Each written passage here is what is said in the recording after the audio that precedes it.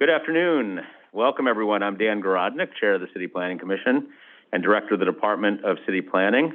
Welcome to all of you to today's City Planning Commission Review Session of April 10th, 2023. We are joined today by Commissioners Benjamin, Bozorg, Cerullo, Crowell, Dweck, Kermani, Marin, Osorio, Rampersad, and Gold on Zoom. Welcome to you all. And before we get to today's agenda, I would like to just take a moment to congratulate the 70 high school seniors from the Laboratory School of Finance and Technology in the Bronx, who completed the Department of City Planning's Youth Engagement Curriculum course. This program aims to support young people in becoming civic leaders and advocates in their communities.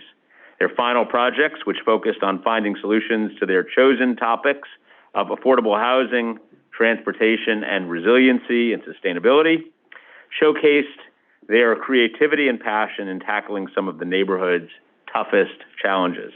This curriculum, which is now in its second year, is a brainchild of the Department of City Planning's Community Planning and Engagement team, our new division, and the teachers there at the school. So congratulations to all of them.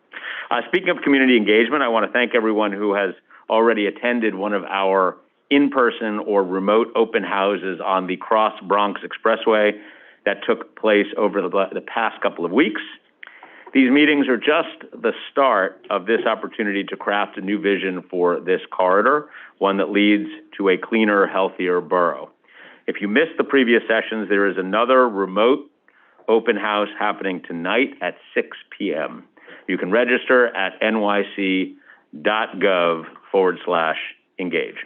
Finally, as part of our ongoing community outreach for the Atlantic Avenue mixed-use plan in Brooklyn, the Department of City Planning and Councilmember Crystal Hudson are hosting a walking tour of Atlantic Avenue and its surrounding communities and an open house workshop for the public to share ideas and draft recommendations on the future of this area of Brooklyn.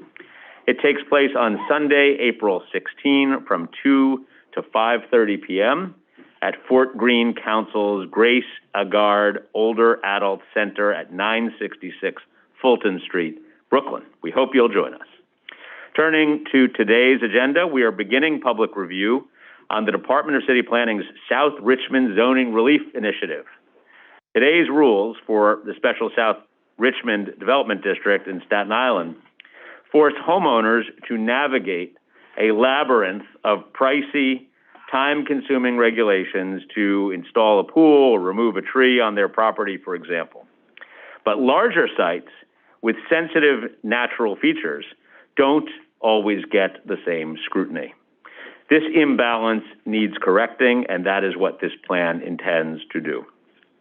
This is the result of a multi-year planning effort with the community and of Mayor Eric Adams' ongoing push to cut red tape while also improving the tools we seek to achieve important policy goals, including our environmental and sustainability goals. Much appreciation to the Department of City Planning's Staten Island office for their hard work in getting us to today. In the Bronx, at 1460, 1480 Sheridan Boulevard, East Crotona Park, we will learn about 3 proposed buildings with 970 homes and over an acre of open public space along the Bronx River. This project would be near Starlight Park and multiple train stations, a good example of transit-oriented development. Also in the Bronx, Christopher Court is back before us.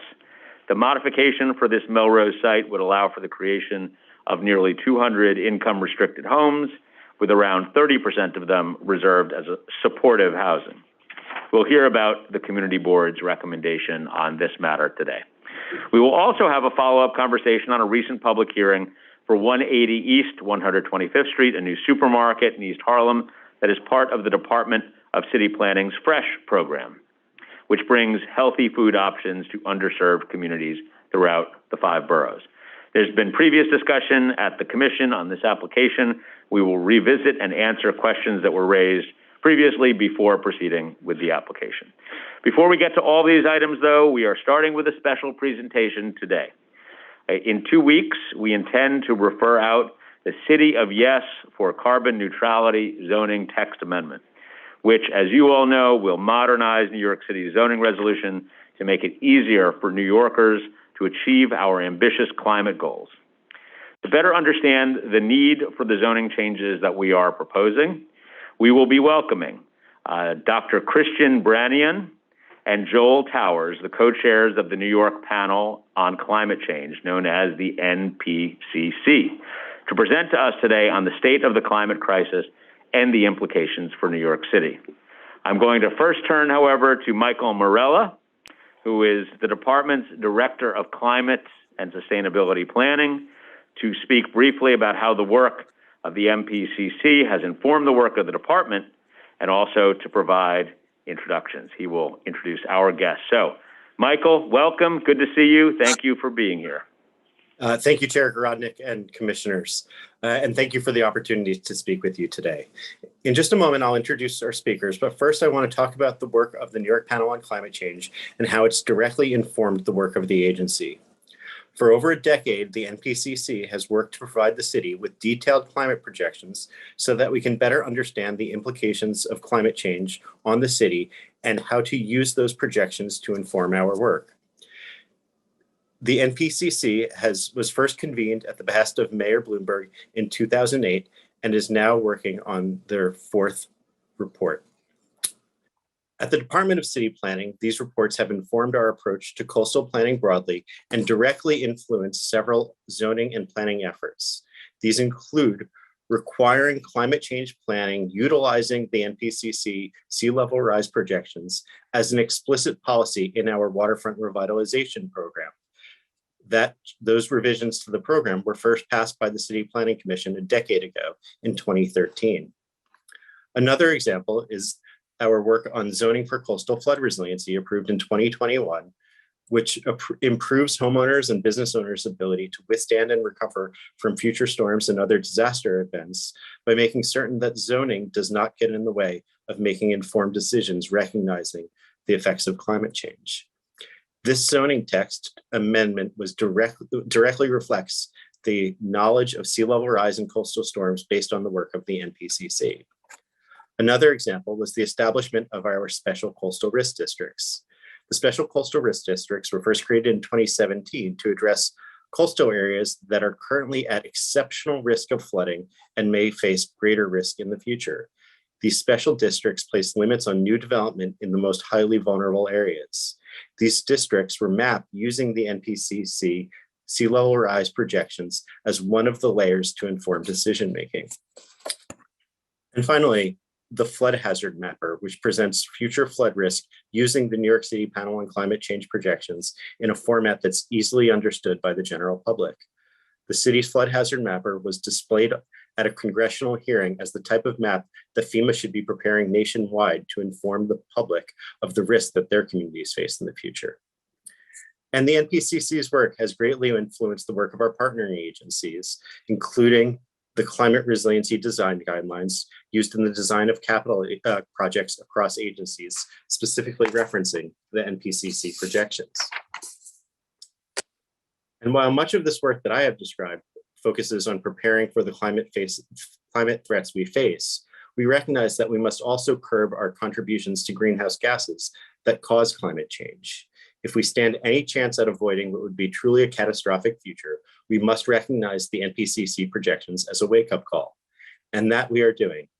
In 2 weeks, the Commission will be presented with City of Yes for Carbon Neutrality, the zoning text amendment, which will align our zoning with the ambitious and necessary carbon goals of the city. And to speak of the current work of the NPCC, I'm excited to introduce to you two of the co-chairs of the NPCC, Dr. Christian Branian and Professor Joel Towers. Let me turn it to the two of you. Thank you. Great. Thank you very much, Michael. Gentlemen, welcome. Thank you, Mr. Chair and Commissioners. Thank you for having us. Thank you, Michael, for the introduction.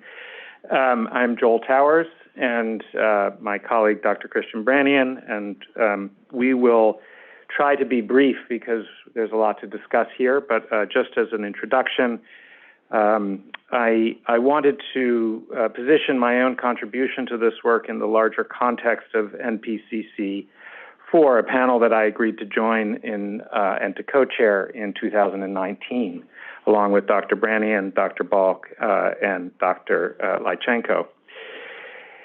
I had been following the work of NPCC since its first report in 2010, and indeed the prior co-chairs, Dr. Cynthia Rosenzweig and William Selecki's work on climate change, hazards, risks, and vulnerabilities was well known to me since their 2001 MEC report, the full name of which is The Climate Change and a Global City, the Metropolitan East Coast Regional Assessment of Potential Climate Variability and Change. That work was a product of the early national assessments on climate change. It was fundamental to my teaching at the graduate architecture students at the time at Columbia University's Graduate School of Architecture, Planning, and Preservation, and would continue to frame my professional practice, research, and teaching at Parsons School of Design at the New School for the last 20 years. The other data point I'd like to mention at the outset is one that we are all familiar with, namely that over 90% of the buildings that will exist in New York City in 2050 have already been built. I mentioned this long-term frame, one of the study of risk, hazard, and vulnerability, and one regarding the long duration of physical infrastructure and the impact it has on adaptation and mitigation, because it is core to the one message I would like to highlight today. The observed transformation of the biophysical climate due to human action is clear, and the scenarios of future change are profound. Our work on NPCC is to provide the policy-relevant data to empower the city to develop policies to adapt to and mitigate future climate risk and vulnerability. From its beginning, NPCC has supported the creation of, quote, flexible adaptation pathways, defined as a suite of mechanisms and action that together enable meaningful response to current climate risk, while, as much as possible, also provide opportunities for the full suite of additional actions which could be achieved via further adjustments and shifts in policy, end quote. In other words, if you take only one message from my testimony today, this is it. Because of the long duration and impact of buildings and infrastructure, future climate scenarios must increasingly become the foundation of current zoning policy. So let's go into the first slide, if you would. Thank you. NPCC is a group currently, 20-member panel of experts in climate science, social science, architecture, engineering, urban design, ecology, health, economics, and risk management. We are also joined by a large number of additional researchers and authors who make up the various different working groups of the panel. You've heard some of the history. I won't repeat it, and I think probably we can skip to the next slide in the interest of time. These, I actually have them with me, for those of you interested in artifacts. I carry them with me all the time. Mine are very dog-eared. These are the first three reports, and as I said, they were co-chaired by Drs. Rosenzweig and Selecki. You see the four of us as co-chairs under NPCC 4, which will be completed and published at this time next year. It continues the long-term assessment work of the previous three reports. This is very important to have the longitudinal data to be referring back to be able to see change over time. In addition, we have been particularly focused on centering equity as a shared focus across all of the working groups, whether those be around health, around the climate science and projections, around futures and transitions, around flooding. All of these issues have equity implications, and this was the first NPCC that will also be adding that lens to the entirety of the work. Doing so both in terms of how we explicitly pay attention to the work we're doing internally in our working groups, as well as the broader implications of looking at uneven impacts and vulnerabilities associated with climate change stresses and climate change policy more broadly. Today, next slide, please.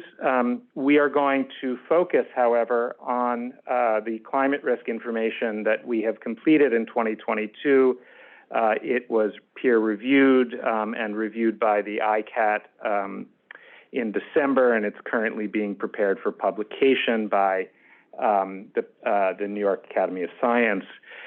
This is in a longer tradition of NPCC that in order to make sure that we continue to hold to the mandate of the local law, that we put climate projections out within a year of an IPCC report, and this climate risk information meets that mandate.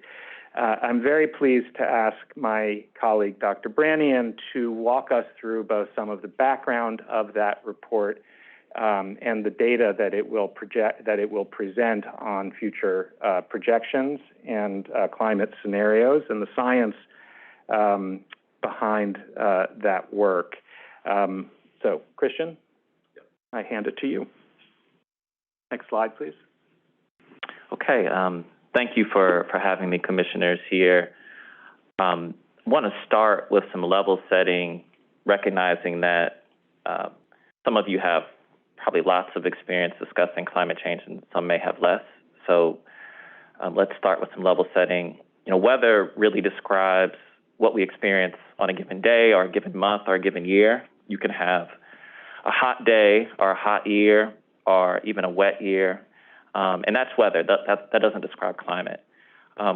When we speak of climate, we're describing long-term patterns in weather. So usually our base unit is a 30-year time period. And we're actually looking at how 30-year time periods change over time.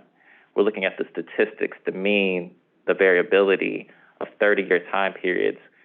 And that's how we know and can appreciate that the climate is changing, by looking historically and comparing 30-year periods in the past with their progression over time.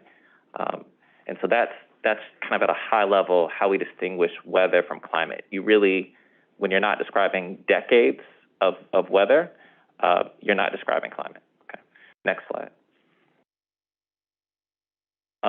You all, I'm sure, are quite aware of this. The climate change is already affecting every region on Earth. As it was expressed earlier, this is a true crisis for humanity, as well as all the animals and plants that we depend on. And at our current trajectory, we should be quite concerned about not only extreme heat and sea level rise, but how they will impact ecosystems that we depend on. If you go to the next slide. So just at a high level, climate change is really built on science that came about in the late 19th century from Elizabeth Foote. So we've had the science to describe climate change for some time. By the 1950s, Russian scientists were quite convinced humans were influencing warming. By the 60s, I think more broadly around the globe, scientists understood this. And by the 90s, governments around the world were deliberately taking action to address climate change. This is an image that just describes the greenhouse effect and radiative forcing. And the basic idea is that light, our energy in a form of light from the sun, reaches the Earth.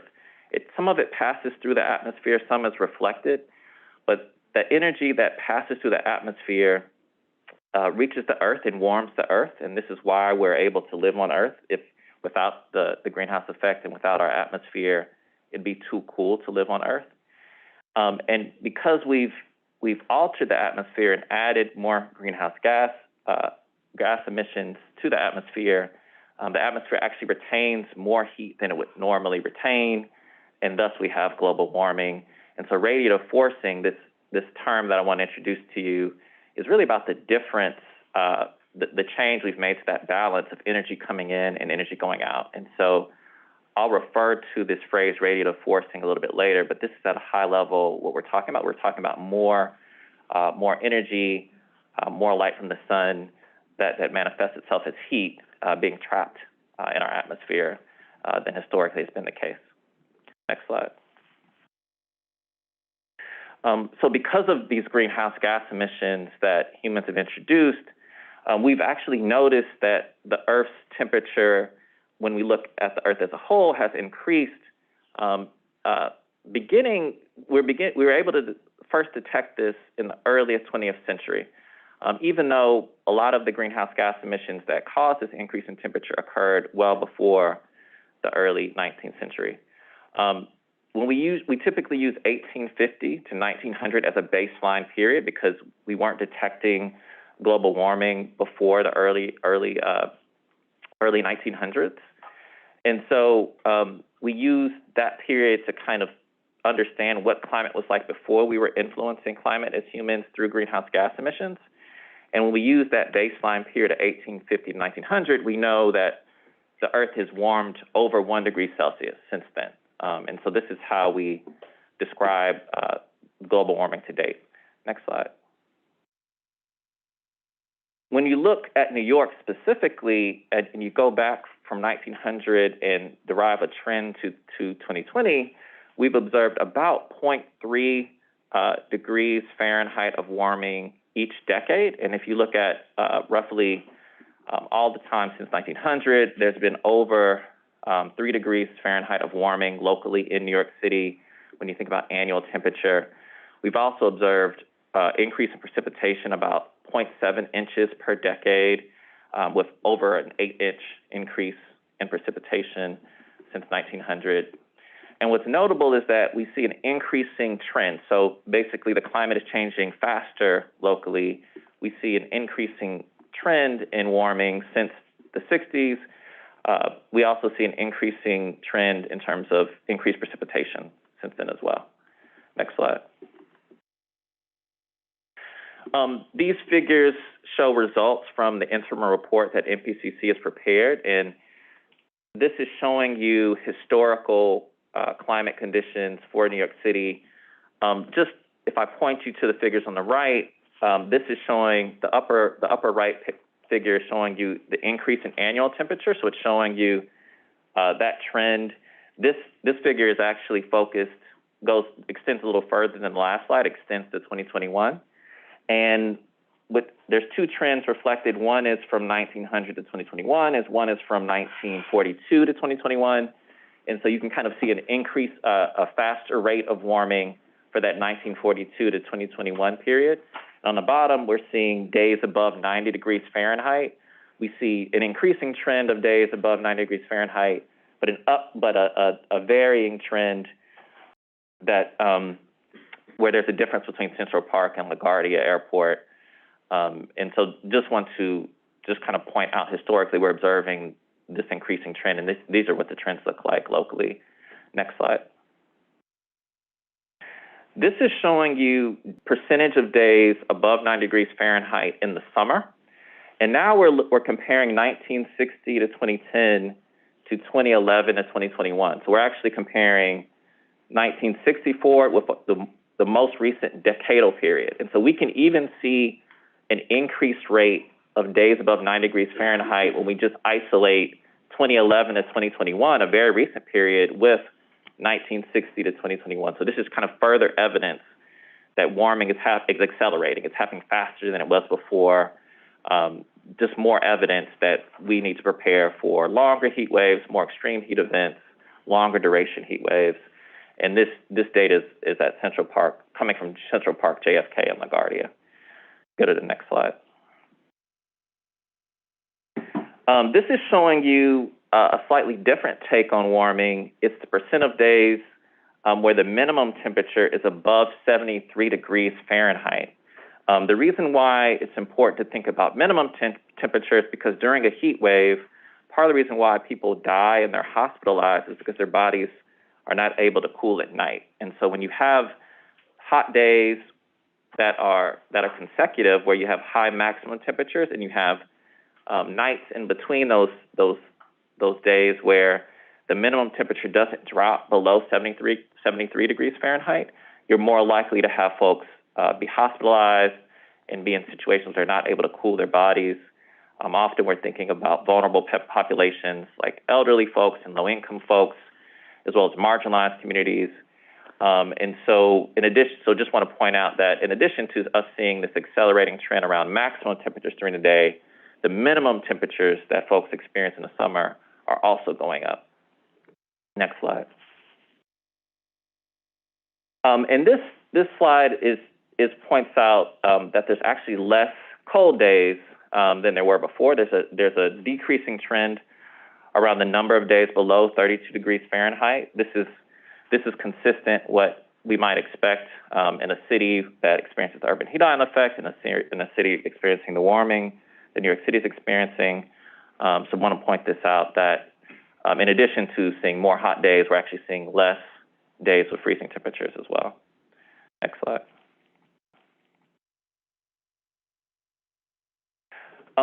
And I think this is my last figure describing historical conditions.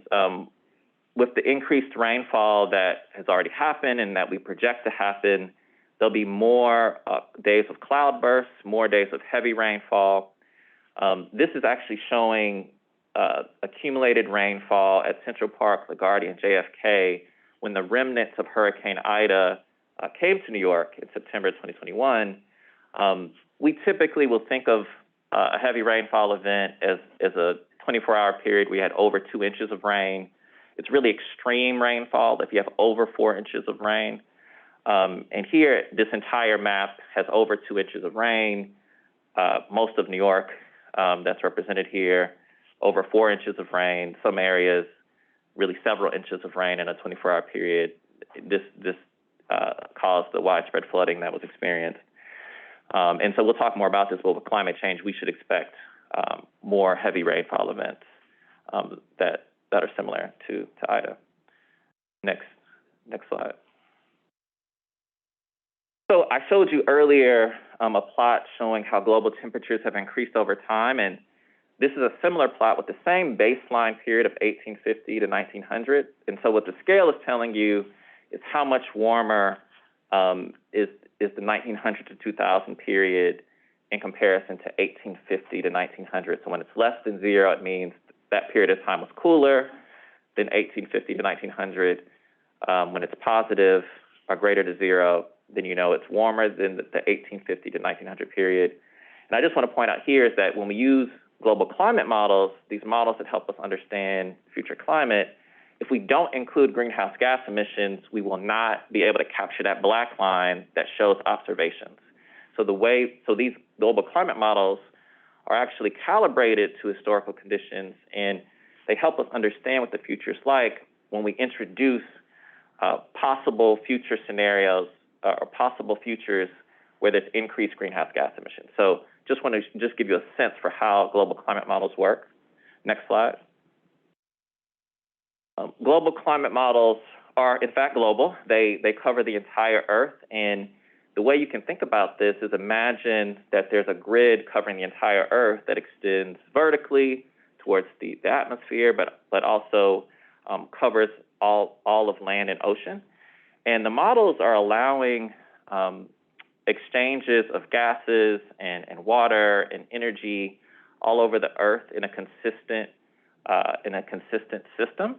And essentially, these models are representing climate conditions from the past to the future. And because the models are so complex, we have to use very sophisticated computers and lots of computation time to develop climate projections. But we do this every 5 years or so. And there's new climate models that have been developed that we utilize this year or utilized last year as part of the New York City Panel on Climate Change.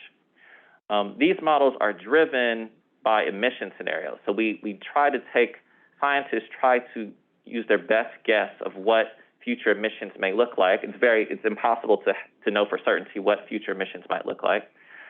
But we try to imagine what's plausible by thinking about how energy technologies are evolving, what economic growth we're seeing, how we're seeing populations change, what policies have been developed. And so there's a group of emission scenarios that we use to describe future climate, and I'm going to walk you through the results from some of those today.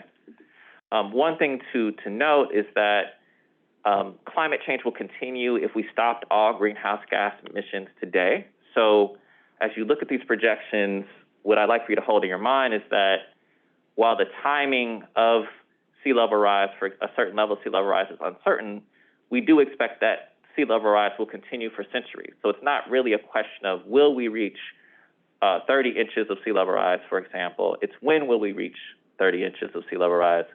So there isn't. So in a sense, I would argue to you, it's not a question of are we overprotecting? Like the city will face that level of sea level rise. It's just a question of when will the city face that amount of sea level rise. Next slide. So the emission scenarios are not drastically different from the last MPCC report, but now there's some narratives that help folks understand why emissions will follow a certain trajectory. We call those narratives shared socioeconomic pathways, but the core information that we use to drive MPCC projections are associated with the radiative forcing. What we're most concerned of is the radiative forcing, so the second part of the socioeconomic pathway. And the radiative forcing levels are expressed in watts per meter squared. We typically use radiative forcing levels associated with 4.5, so 4.5 watts per meter squared or 8.5, and that's what we've done with previous MPCC assessments, and that's what we do in this current iteration of MPCC. Next slide. This is another figure, and I'll pass through this quickly, but I just want to point out that that we don't just represent CO2, we represent other greenhouse gas emissions with these emission scenarios. 1.9 and 2.6 are lower end emission scenarios that we don't use in this work of MPCC because those are considered unrealistic. Like humans have not made enough action to transform the energy system to keep radiative forcing below 2.6. And so we use SSP 2 4.5 and SSP 5 8.5 because those are realistic emission scenarios in terms of humans' lack of action to date around addressing greenhouse gas emissions. Next slide. This is a popular figure that has come out of IPCC that's been reworked in a few ways. Mostly what I want to point you towards is on the right where it says high and very high. We're on a trajectory towards high or very high, the very high and very high scenarios, but we should note that a lot of this depends on what folks do in the future and what we do today. But that would mean that we certainly would exceed 2 degrees Celsius by 2100 if we remain on that trajectory. 1.5 degrees Celsius is a key tipping point where if we could stay under 1.5 degrees Celsius, we would protect a lot of ecosystems and not have as drastic climate change impacts. 2 degrees Celsius, we expect significant ecosystem failure around the world. One example might be that we would expect coral reefs to die in many parts of the world, likely before we even reach 2 degrees Celsius. So I just want to make it clear, we're on a trajectory well above 2 degrees Celsius at this time. So this is indeed a crisis. And on the current trajectory, we should expect that there will be tremendous ecosystem collapse in the future. Next slide. So this is just a quick diagram to help you understand extreme heat. If you go to the next slide, most days are average. Next slide. Some days are a little cold, a little hot. Next slide. Some days are cool or hot. Next slide. And you have very few really cold days, very few hot days. Next slide. But we can imagine that the collection of hot and cold days with varying magnitude of hotness or coldness form a distribution. Next slide. And over time, that distribution can change. Next slide. And with global warming, we expect that distribution to shift and become warmer in terms of temperature. Next slide. And a consequence of that is there'll be very many very hot or more very hot days. And so days that we thought were the hottest days possible will happen more frequently, and days that are hotter than days we've ever experienced will begin happening. Next slide. So what I've described is mostly around climate hazard. climate hazards, but climate risk is really about folks' exposure to climate hazards as well as their vulnerability. And so for you folks as part of the commission and other local government, other folks that are supporting local governments, it's not just about what climate change impacts we can expect, what climate hazards we can expect, but the exposure of populations and how vulnerable they are. And so at MPCC, we're being really thoughtful about the climate risk that New Yorkers face and recognizing that this is all fits together in one puzzle. So we're providing state-of-the-art climate risk information to help New York City become prepared in close collaboration with New York City staff and really co-developing this work while still making sure that we remain independent as MPCC and we're relying on the best science. Next slide. So you can imagine that climate risk can evolve over time, and it can evolve and grow over time for multiple reasons. One reason could be because climate hazards become worse and more extreme, and there's more impacts. Another reason could be because the population exposed to climate hazards grows. Another reason could be because the population itself becomes more vulnerable or less vulnerable, and so all three of these are actually working together. And there's much we can do in the city to minimize exposure and minimize vulnerability.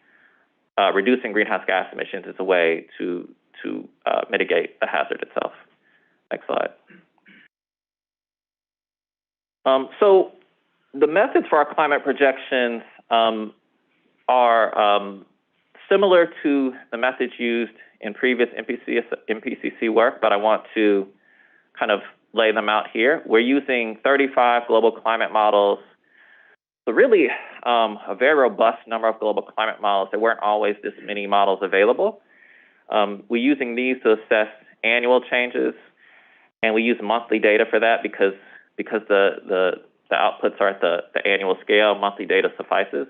To understand extreme events, we use daily outputs, and we're using 16 global climate models to characterize those extreme events that happen daily. As I mentioned before, we use the 4.5 and 8.5 emission scenarios. We have two different baseline periods, 1981 to 2010 for temperature and precip, while we use 1995 to 2014, and I should say for sea level rise. We use a slightly different baseline period for sea level rise so that we can stay consistent with a slightly different approach that the Intergovernmental Panel on Climate Change took for sea level rise. So I'll expound on that a little bit.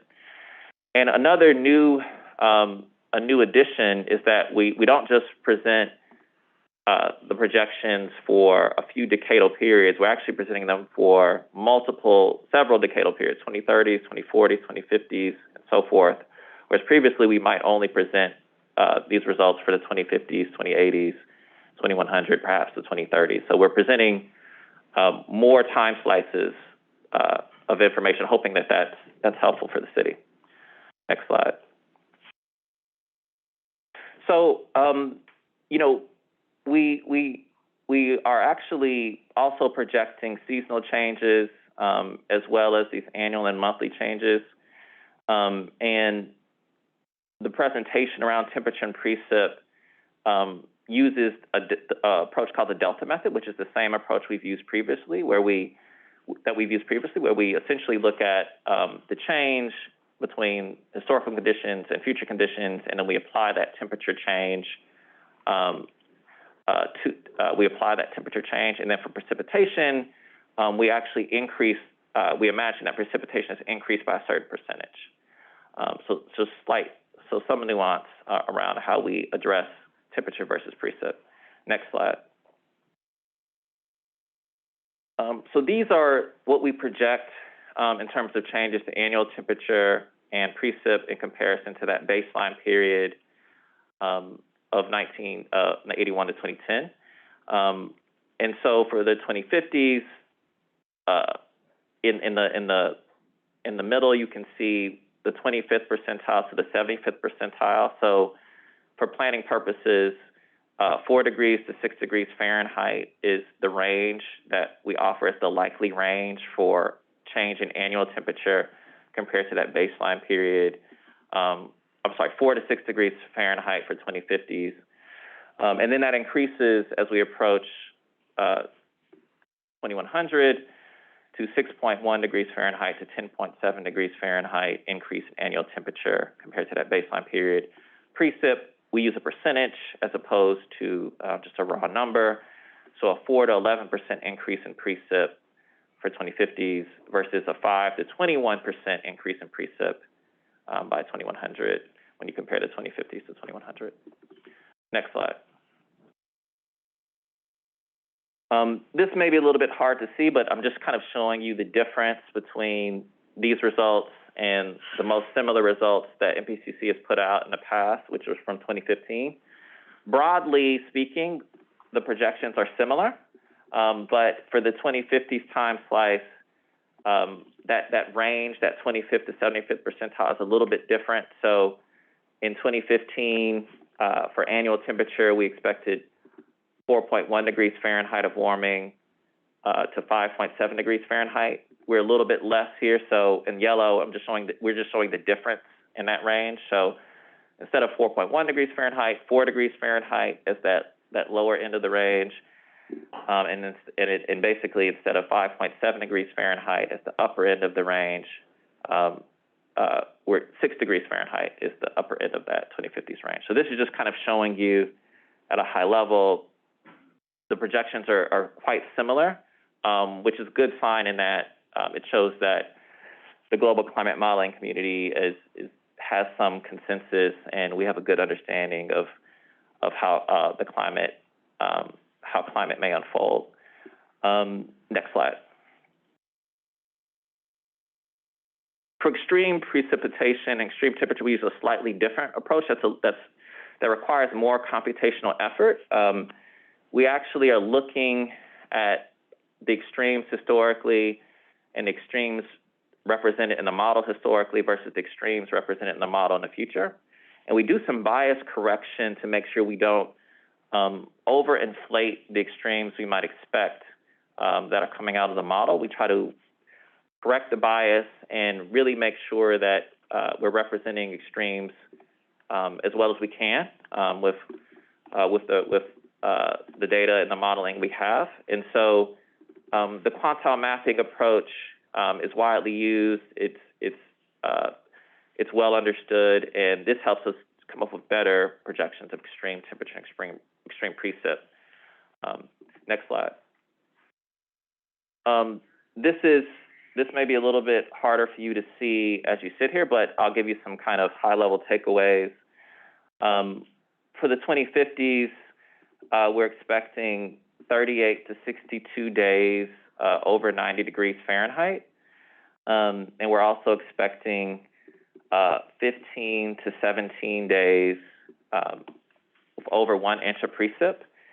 By the 2080s, that increases to 46 to 85 days over 90 degrees Fahrenheit.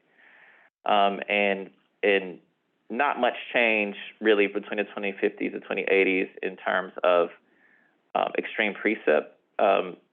But the number of heat waves, we expect there to be 6 to 9 heat waves a year, and with the average length of heat waves being 5 to 8 days by the 2080s. So more rainfall is expected, more extreme precip is expected, but in this figure, what stands out is really the increase in the number of extreme heat days, and the fact that there'll be also less days that are below 32 degrees Fahrenheit. Next slide. So for sea level rise methods, we use a very similar approach, but instead of using just the 4.5 scenario and the 8.5 scenario, we use 2 different 8.5 scenarios. One actually accounts for ice sheet losses.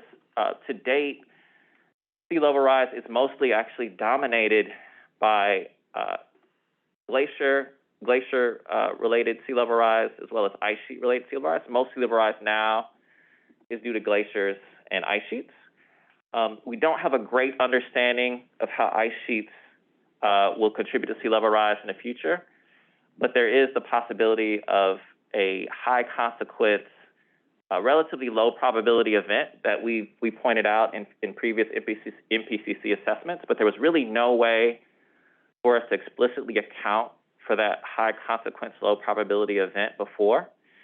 With this new suite of global climate models, they've actually created a scenario that accounts for that lower confidence event that has more sea level rise. And so we're able to incorporate that scenario into our sea level rise projections and still maintain consistency with previous work. And so I'll present for you in the next slide those sea level rise projections. Next slide. And so when we compare with our 1995 to 2014 baseline period, recognizing we've already experienced significant sea level rise, by the 2050s, we're in the middle range. We'd expect 14 to 19 inches of sea level rise. This is very similar to the previous sea level rise projections MPCC has put out. But by the 2080s, we'd expect 25 to 39 inches, and what really changes that lower bound, the 25 inches in that 25th percentile for 2080s is higher than it was before. That's, I would say, the most significant change is that lower bound, that 25th percentile, whereas the 75th percentile is not so much different than it was before. We're also extending the sea level rise projections to 2150. That's really important and relevant because you all should appreciate that sea level rise will continue. So again, it's a question of when will the sea level rise will happen, not whether it will happen at this stage. Next slide. So key takeaways, we're seeing increased temperatures already, and we expect more hot days, more heat waves, and longer heat waves, and we expect to have less days under freezing. The number of days per year with extreme precipitation is expected to increase. But even if it may not be, we're not expecting, several more days of extreme precip, but we should be thoughtful about the fact that it only really takes one more day of extreme precip that's truly extreme to be impactful. We're establishing new sea level rise projections of record for New York City. We're building on the work from the New York State Climate Impacts Assessment. We present temperature and precip projections that come out of the New York State Climate Impacts Assessment, but we don't establish them as new projections of record here. We want to do some further analysis. There's a subset of global climate models that have higher sensitivity to greenhouse gas emissions, and so we want to further unpack whether these models might impact the results. We're not seeing huge differences between this work and previous work, so we're not overly alarmed about the temperature and precip projections. We think those are extremely useful, but we want to do some further analysis, and in our report that comes out next year, 2024, we'll formally establish new temperature and precip projections of record. But for now, we're establishing new sea level rise projections of record in this report. And again, this report is broadly consistent with previous MPCC results, but I've pointed out a few updates, improvements, and changes. Next slide. And lastly, I just want to thank all my colleagues that contributed to this work. In addition to Joel Towers, the other co-chairs did. We're listing all 20 panel members here. And then on the bottom, you can see all the co-authors for the interim report that we present findings from. So thank you, and we'll take any questions you have. Yeah. Great, thank you very much, and we very much appreciate your time and your energies here. And obviously, you have presented a significant reason for concern for all of our focus. I just wanted to start off one with a technical question, then really a big picture question about how you would recommend that we think about our work here in New York City. You started with a slide which talked about a 1 degree Celsius global increase in temperature between 1850 and 2000. And it may not be an existing apples to apples comparison, but I didn't know if you had if there was a New York City number in there that compared, and forgive me if I didn't see it or if I didn't see the precise. I didn't provide it. For New York City, I would say about 8 degrees Fahrenheit. So when you compare conditions before we started observing changes in New York City's temperature to the present, we would say over 8 degrees Fahrenheit. Okay, so 1 degree globally Celsius, Yes. 8 degrees New York City 8 Fahrenheit. degrees locally. So we're warming faster than the Earth as a whole, which would be expected. Yeah. And it's expected why? For multiple reasons. One, because New York City actually experiences the urban heat island effect, and so there's a tendency for materials in the city to absorb radiation from the sun and then radiate that energy at all times. And so you've experienced this when you stood on a blacktop. You've experienced this sometimes when it's a hot day. So that's contributing to the warming. And also just different regions of the world are going to warm differently. And so that 1 degree Celsius represents the average across the entire globe. But locally, different places will warm differently depending on their climate. So New York City is one of those places that is warming faster than other places that may not have warmed as much. Now, somebody hearing that might conclude that perhaps there's something less environmentally beneficial about creating dense urban environments, but that's not actually the case. Is that right? No, I would say to you, there's a benefit around having a dense, compact urban design in terms of reducing greenhouse gas emissions. To be fully taken advantage of, you use public transit, folks aren't driving, folks are biking. And so there is this negative consequence, though, if your building materials are absorbing radiation to the sun and radiating it. We can address the extreme heat that's introduced to the urban heat island effect, but from a big picture perspective, we'd rather folks reduce their carbon footprints, live in compact urban areas, take cars off the road, use public transit, and use strategies to address heat stress, use strategies to make folks more resilient. So I would say, I do think you can argue that there's urban heat island effect has some negative consequences for folks' health and their experience. And I don't think those outweigh kind of the catastrophic effects we expect from urban sprawl. If that makes sense. Okay. And my last question, and I'll go to my colleagues here, is, as you know, we are about to, in a couple of weeks, refer to the City Council a rather significant package of changes that will enable more efficient buildings, solar panels, electric vehicle charging, et cetera. And I'm not going to ask you to weigh in on specific details of this proposal because you may not be able to do that.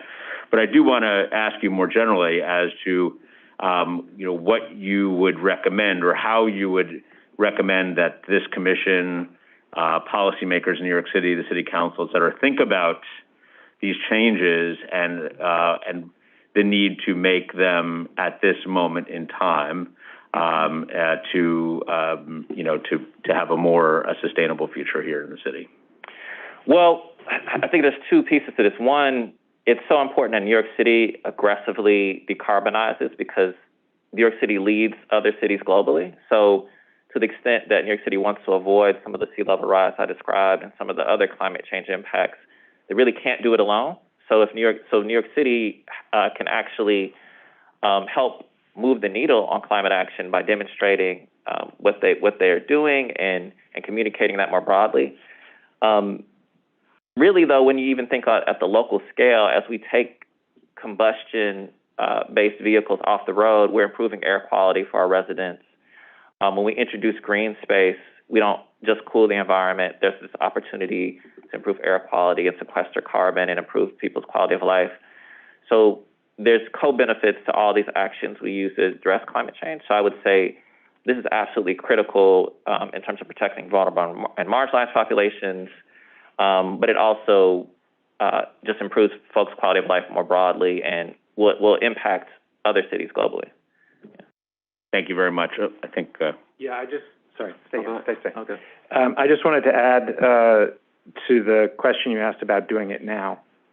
And it goes back to this point I was trying to make at the beginning, that the urgency of addressing these issues immediately, given particularly the long lag time in the change in the physical built environment, cannot be overstated. It takes a long time to change the physical environment of the city, And so the more urgently we can introduce green infrastructure and other strategies to mitigate the urban heat island, the more resilient the city is in the future. Great. Thank you very much. Okay. I know there are going to be questions from my colleagues. So Commissioner Osorio and Commissioner Benjamin.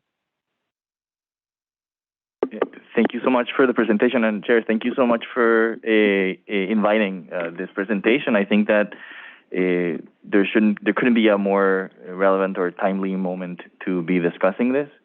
It's really I think a privilege to have a rock star scientist like yourself presenting to us. So thank you so much for that, and thank you so much for the update. I have a couple of questions. The first question actually builds on the line of inquiry suggested by the chair, which I think is exactly the question that we should be discussing. In addition to, or in thinking about density, I'm wondering if you can point out to examples of cities that you consider are good, successful case studies for New York City to analyze in terms of how we can regulate urban design and architectural design to mitigate against urban heat island effect. But also, in addition, I wanted to ask whether you have any suggestions for us to look into regarding how to regulate extreme wind, hurricane conditions, projectiles, wind tunnels, things that we should be anticipating and go beyond the tools that we have within SECR. And with that, I also just want to point out and highlight the legacy work that Michael Morella and that team has done to bring us to where we are. But so let me stop there and see what you think about that first question. Yeah, so, I'm very fortunate to have visited multiple cities across the world, Tel Aviv, Yaffo, Israel, Durban, South Africa. I've done work remotely with Chicago, Paris. New York City actually has an advantage in some ways because it's very dense. There's a disadvantage in that, even when you try to do tree planting in a dense area like New York City, the trees actually cannot fully grow to their full potential, right? Like the roots are actually constrained often. So tree planting efforts are valuable and useful, but what I've seen in other places is actually just introducing awnings, just actually introducing covered areas for folks, recognizing that what I've observed here, and I think I've observed in other places, is that you can plant trees, but they may not actually be able to achieve the full canopy you would like if there's limited water, in the case of Tel Aviv-Yaffo, or in the case of New York City, limited root space. So in addition to awnings, which other cities are considering, you can also have facades, right? So you can actually have facades that minimize that radiation of extreme heat on the sides of buildings. This could be vegetation. There could be other approaches. But as a whole, I would say that the strategy that I like, what I really like, is what City of Chicago has done, where they target green infrastructure and greening in the most vulnerable communities. And they work with those communities to decide where that green space should go. And that would be the strategy I would suggest, beyond simply using social resiliency measures where folks knock on each other's doors and check on folks during extreme heat events. I don't know if did you have something to add? Yeah, I'll just add a couple of other cities to your really important question. I think London has done very good work particularly on the wind question that you're asking, and it provides a good example of a city with similar density and height and challenges in that regard. For a long time, we've used Copenhagen in New York on cloudburst, and I wouldn't forget I know you were asking about heat, but managing extreme storm events. And I think most recently, the city of Barcelona has been doing some very important work on urban green infrastructure that there's a great deal to learn from. So those three I would add. Thank you. Can I ask one last question? Thank you. I also wanted to ask about the implications that you see for the new sea level rise projections that will be presented in 2024. As Michael Morella mentioned, a lot of the existing regulatory tools that we use reference literally the latest science from the NPCC and the New York City panel on climate change. And I'm wondering if you think that the changes that you've highlighted today should trigger a new geography, meaning new maps. I know that that's not something that you would do, but I'm wondering if we should begin anticipating that the changes in the projections will require updating the maps.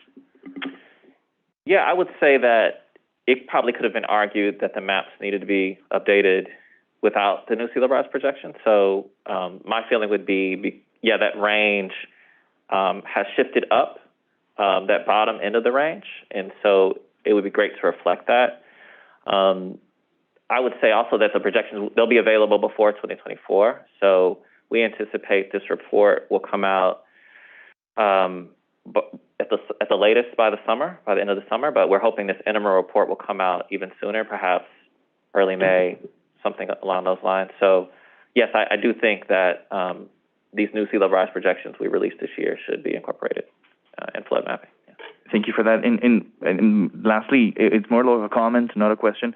But Chair, I really appreciate your question to our guests in terms of the upcoming text amendment, and I would suggest that we actually request recommendations or comments from the panel in terms of whether we are hitting the right spot. I think that this is a tremendous opportunity, having this team of interdisciplinary experts, including architects and urban designs. I think could be super useful for us. Great. Thank you very much. We obviously would welcome their support, feedback, et cetera, and thank you for that suggestion. Commissioner Benjamin and then Commissioner Kermani. Yes, I was just wondering if the Commission takes a look at the costs of different measures that cities, owners could incur in order to make their buildings more resilient, since most of the buildings, as you point out, 80% of the buildings in 2050 will be buildings that are already here now. And looking at those expenses is something I think that someone has to do. I was wondering if you had an idea of who was or how we could go about getting more information on that. So the 2024 report has quite a bit of benefit cost analysis embedded in it. And the data are quite clear that particularly given the likely occurrence of extreme events, that the larger question of avoided costs rather than the individual homeowner for sure is a challenging issue for the city to address. But when a major event hits the city, the extreme costs that are borne by the entirety of the city overwhelm the question of whether preparedness would have reduced those costs. And so it's the future benefit of climate action on the data that we're seeing outweigh the question of whether we should be minimizing that preparedness. I understand the macro cost benefit, but one of the issues that has come up and came up when I was at a previous job was individuals who are concerned about how they're going to pay for this and what the likely time frame will be. I mean, right now, as we look at implementing the electrification of buildings, individuals who live in buildings that currently exist are getting widely varying cost reports for how much it's going to cost them to do this and how much the fine will be and whether it's cheaper to just pay the fine. For the local law, yeah. Well, yes. Yeah. I mean, the cost to the individual versus the benefit to society is not directly comparable. Yeah. And if the individuals in a low-cost co-op or other things don't have the means to pay for this, it's not clear how we're actually going to accomplish it. But if you're asking us a policy question, yeah. You know a lot more about this than I do, certainly. So I'm asking you in your analysis how you presume that these changes will be accomplished and paid for. So sorry, Christian. Oh, you go ahead.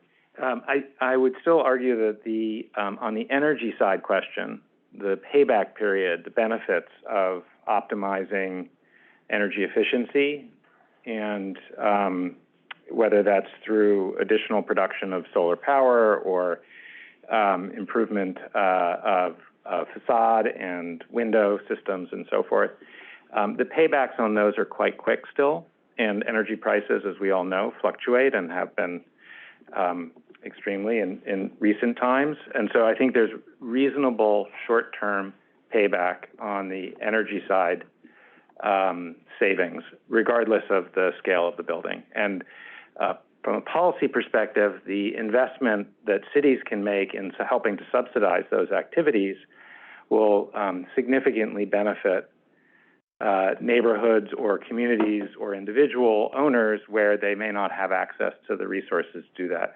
There's a broad social benefit to doing so, and one of the things that we are able to see very clearly in the data is the unequal distribution of impact of climate change across communities in New York City. So the policy response, I think, is that the funds, if the funds can be made available, there is a payback on that, and it's quite quick. But it requires a more constructive, engaged social commitment to that work on the part of the city. If you ask the individual homeowner to bear all of the cost of these activities, you will end up with the same kind of unequal distribution of responses that our equity analysis makes very clear is the challenge of climate change both locally and globally, which is the people least responsible for the production of the conditions in which we're living are bearing the biggest burden of it. And so there is a larger social responsibility for that. And I'm resisting, in a way, answering the question of the one person because it's so unequally distributed already in terms of burden. That said, on the technology side, the benefits are clear, and if they can be enacted, the benefits are not only energy reduction, but their extended life expectancy, their reduced hospital stays, they're all of the other co-benefits of cooling neighborhoods and making homes and businesses, but mostly homes, more resilient. Okay. And last but not least, have you looked at the building code and the fire code and the other codes that would need to be changed in order to allow some of this technology to be utilized? You know, I would say I have not dug super deep into the code. The one thing that has come up in our work is around basements, folks living in basements and trying to address dwellings. And so that is a huge concern for us. This is something to think about. There's obviously some equity considerations around cost and why some folks are in a situation where they're living in basements and trying to make ends meet. You know, you don't want. There's a huge concern around moving elderly folks moving elderly folks when you expect a storm to come that live in a basement, when perhaps you've actually compromised their health more by moving them out of the basement and changing their circumstances than if they had stayed in the basement. So I'm not sure the best approach around building codes there, but I think that is something that previous MPCC groups have brought up, and we're thinking about quite a bit, is what to do about the flooding we expect and kind of the equity considerations around folks living in basements. And you've probably thought more about that than us. As an architect, I have looked at some of those issues a little bit, perhaps more directly, and I would add to that the questions around solar energy, battery storage in code, those are significant from fire code. Rooftop uses, the fire department code makes it very difficult. It does make it difficult, but it's not impossible to solve that problem. I think it has to be a priority to generate those additional non-carbon-based sources of energy for the city. And equally, I would go back to the comment I made earlier.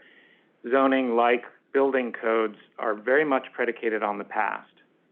We build them on our examples of what has happened.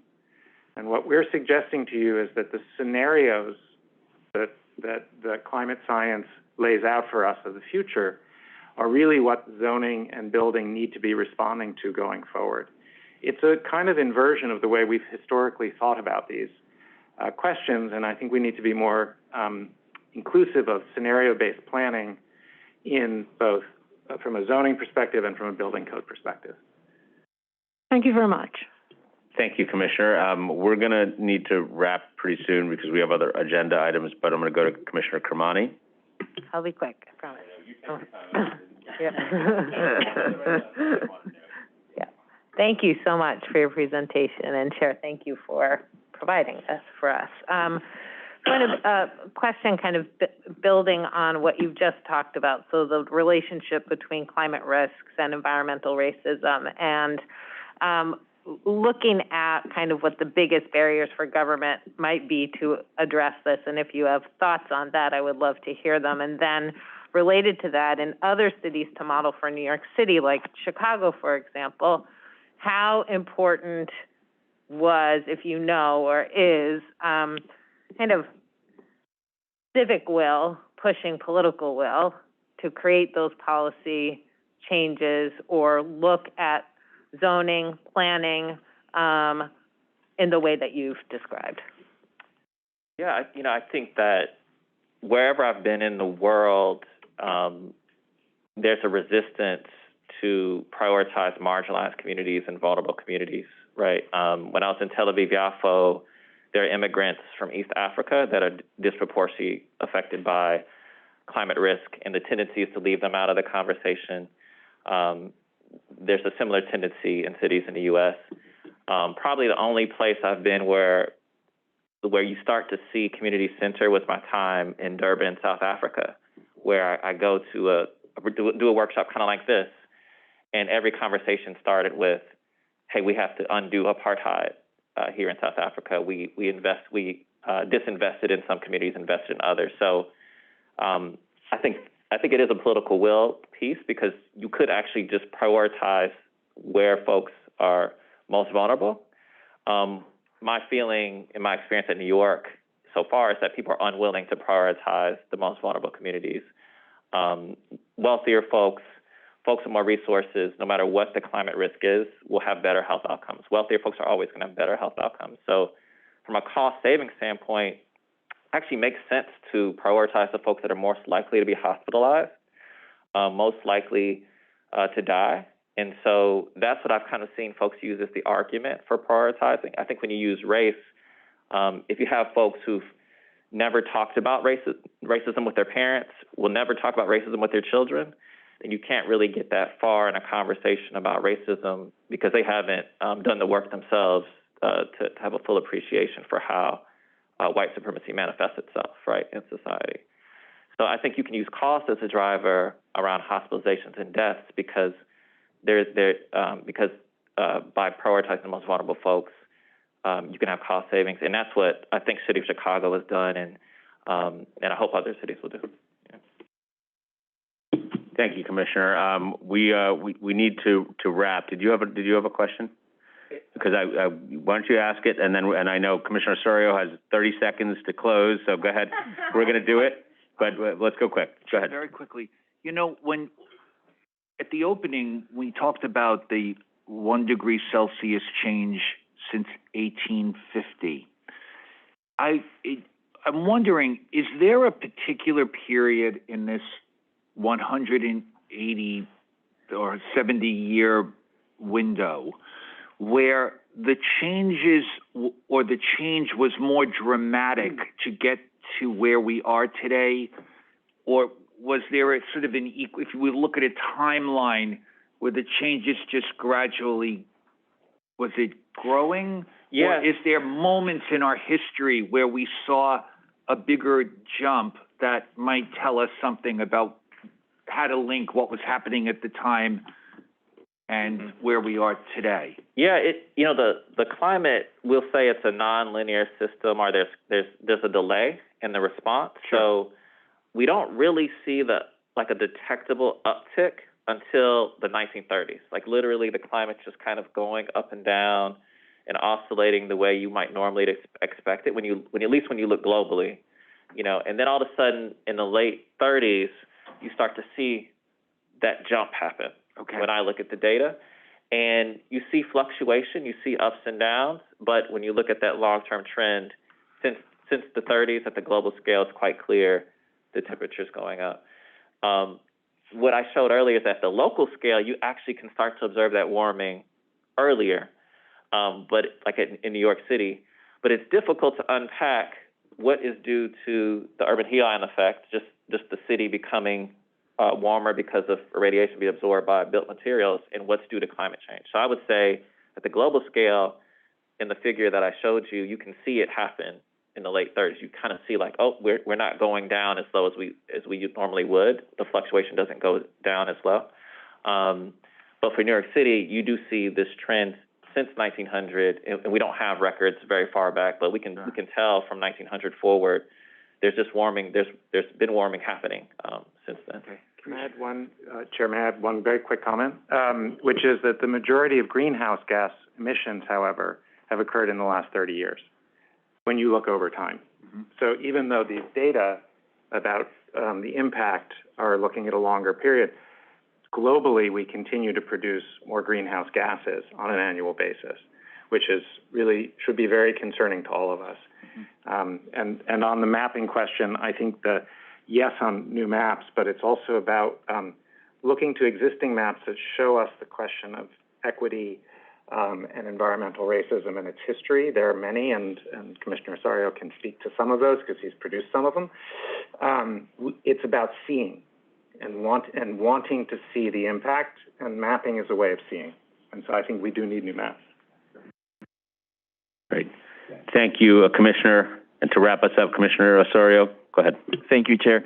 And I know we don't have time. We don't have time for you to respond now, but I would be so grateful if you can provide any written ideas, suggestions on how can the Commission, in discussions about zoning, about density growth, we can assess carrying capacity at a neighborhood level based on your experience on that. That would be extremely useful. Thank you.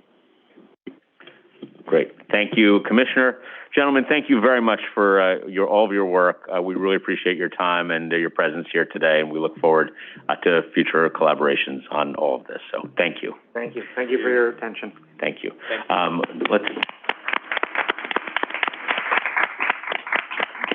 All right, I'm going to turn to Ryan to take us to the next item on our agenda today. Certainly, and I will just note that today is April 10th, 2023. The time is 2:18 p.m. and a quorum is present in the hearing room here at 120 Broadway. The first item on our agenda is a non-ULURP referral of a zoning text amendment in Staten Island Community District 3.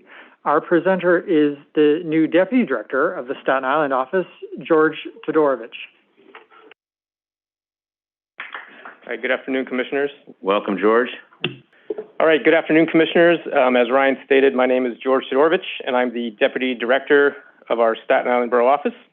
And I'm also currently serving as the Interim Director of our office, as our Director, Katie Ferrara-Ianito, is currently on parental leave, who I know is probably watching right now, and also joins me in acknowledging how glad we both are that South Richmond Zoning Relief is about to embark on the public referral process. This proposal has a long history and has been through many different iterations, so I also want to just quickly acknowledge our entire Staten Island office staff, as Dan noted, both the staff who helped package this application over the past few months, but also the staff who no longer work at the department, but were critical to the amount of analysis and work that went into this proposal over the past 8 years. That said, I'm very excited to be presenting this proposal today for South Richmond Zoning Relief. This proposal is a text amendment submitted by the Department of City Planning to update the Special South Richmond Development District in Community District 3 of Staten Island. Next slide, please. So during this presentation, we will go through 4 sections, starting with an overview and brief history of the special district, then outline the existing zoning and regulatory structure of South Richmond. The third section will highlight some issues and proposed solutions for the text amendment, and we'll finish with a summary of the proposed authorizations, which will be subject to future review by the City Planning Commission. Next slide. The Special South Richmond Development District was created in 1975 in response to rapid growth, which occurred after the opening of the Verrazano Bridge 9 years prior. The goals of the Special District aim to balance development with natural feature preservation. As you can see on the map, the Special District includes dozens of neighborhoods and occupies 1/3 of the borough. A significant portion of properties in the district are classified as low-density land uses, such as 1- and 2-family residences, which total 41% of the lots in the district. Next slide. So this initiative originally started because our Staten Island office has received feedback from the community over the past few decades, asking questions such as why the approval process is so complex and burdensome for small projects, or why individual homeowners need to spend extra time and money for CPC approvals that would simply be filed with DOB elsewhere in the borough, and also requesting that the city focus resources and review on larger sites to help protect sensitive sites that have more environmentally sensitive natural resources. Next slide. So as you can see in the timeline at the bottom, this study kicked off in the spring of 2015 and has solicited feedback from a wide array of stakeholders. There have been over 12 working group meetings over the past 8 years, which have included members of both the Staten Island Borough President and District 51 Council Member's Office, leadership from Staten Island Community Board 3, both chapters of the Staten Island AIA and BIA, and other city agencies such as Department of Buildings, Parks, and Transportation. Now, although some elements of the proposal has changed since the project went on pause in the spring of 2021, the core goals of the proposal remain the same. Next slide. These three goals were established by the working group members in response to the three main community questions on the previous slide. These goals strive to simplify the approval process by creating homeowner-friendly zoning rules for small properties, establish greater predictability for natural feature preservation and neighborhood character based on 50 years of best practices, and to improve regulations on larger sites by focusing CPC and community board review on the larger, more sensitive sites that have a greater impact on the public realm. Next slide. Now we'll go over the existing zoning structure and highlight some regulations that are unique to South Richmond. Next slide. The current South Richmond zoning text requires DCP review of virtually every residential lot within the special district. As you can see in the chart on the right, 89% of all land use applications reviewed by our Staten Island Borough office are located within one of our three oldest special districts, with 57% in South Richmond alone. And 67% of that majority are applications being reviewed for 1- and 2-family homes. One of the most striking statistics is that on average, 44% of all applications reviewed by our office are for simple certifications, specifically zoning lot subdivisions and public school seats, more of which will be discussed shortly. And lastly, CPC authorizations for tree removal, topographic modification, and group parking facilities are another unique element of the South Richmond zoning text. These three authorizations are individual approvals, but are typically sought in tandem for large commercial and industrial projects. Next slide. So these next three slides are going to highlight three of the most common yet unique approvals in the South Richmond zoning text. And what you're looking at here represents 44% of our Staten Island office's workload. This is that striking statistic from the previous slide. And on the left-hand side is a CPC certification, which is required for any zoning lot subdivision in South Richmond, yet would otherwise be reviewed and approved by DOB elsewhere in the city. This is a certification that requires 13 votes from the commission to confirm compliance with zoning lot width and zoning lot area. And on the right, since the chair certification is required for every single residential dwelling unit in South Richmond, these two certifications are typically sought in tandem as quote-unquote subdivision and school seat applications. Next slide. The second unique element in South Richmond is designated open space, or DOS as we call it, which was mapped across the district in 1975 as part of the open space network. Not only does any zoning lot with DOS need a certification ensuring its protection, but a text amendment can sometimes be required to build a single-family home due to the location and/or size of DOS on a specific zoning lot. This not only requires referral to the community board and several costs associated with the land use application, but also requires an environmental review assessment, which can be very onerous for an individual homeowner. The most recent example of such an application was from the CPC Review Session on February 27th for 56 William Avenue. Next slide. And the third most unique element of South Richmond are two of those CPC authorizations previously mentioned for trees and topography. Another recent example of these authorizations was from an application presented to the Commission on both March 13th and March 15th, which requested approval for the removal of trees and modification of topography. As you can see on the diagram on the right, authorization is required for any tree removal or modification of topography that takes place beyond a proposed building footprint, the 8-foot construction zone, or beyond any areas of required parking. Next slide. So at a very high level, here are some ways this proposal attempts to simplify the approval process, establish predictability for preservation, and improve regulations for larger sites. As you can see in the top row, an as-of-right framework would be established for simple projects. Small zoning lots under 1 acre in size would be filed directly at DOB and reviewed similar to DOB's processes for other zoning lot subdivisions elsewhere in the city. The proposal would remove outdated zoning regulations which have zero or low applicability today, more of which will be explained in the next section.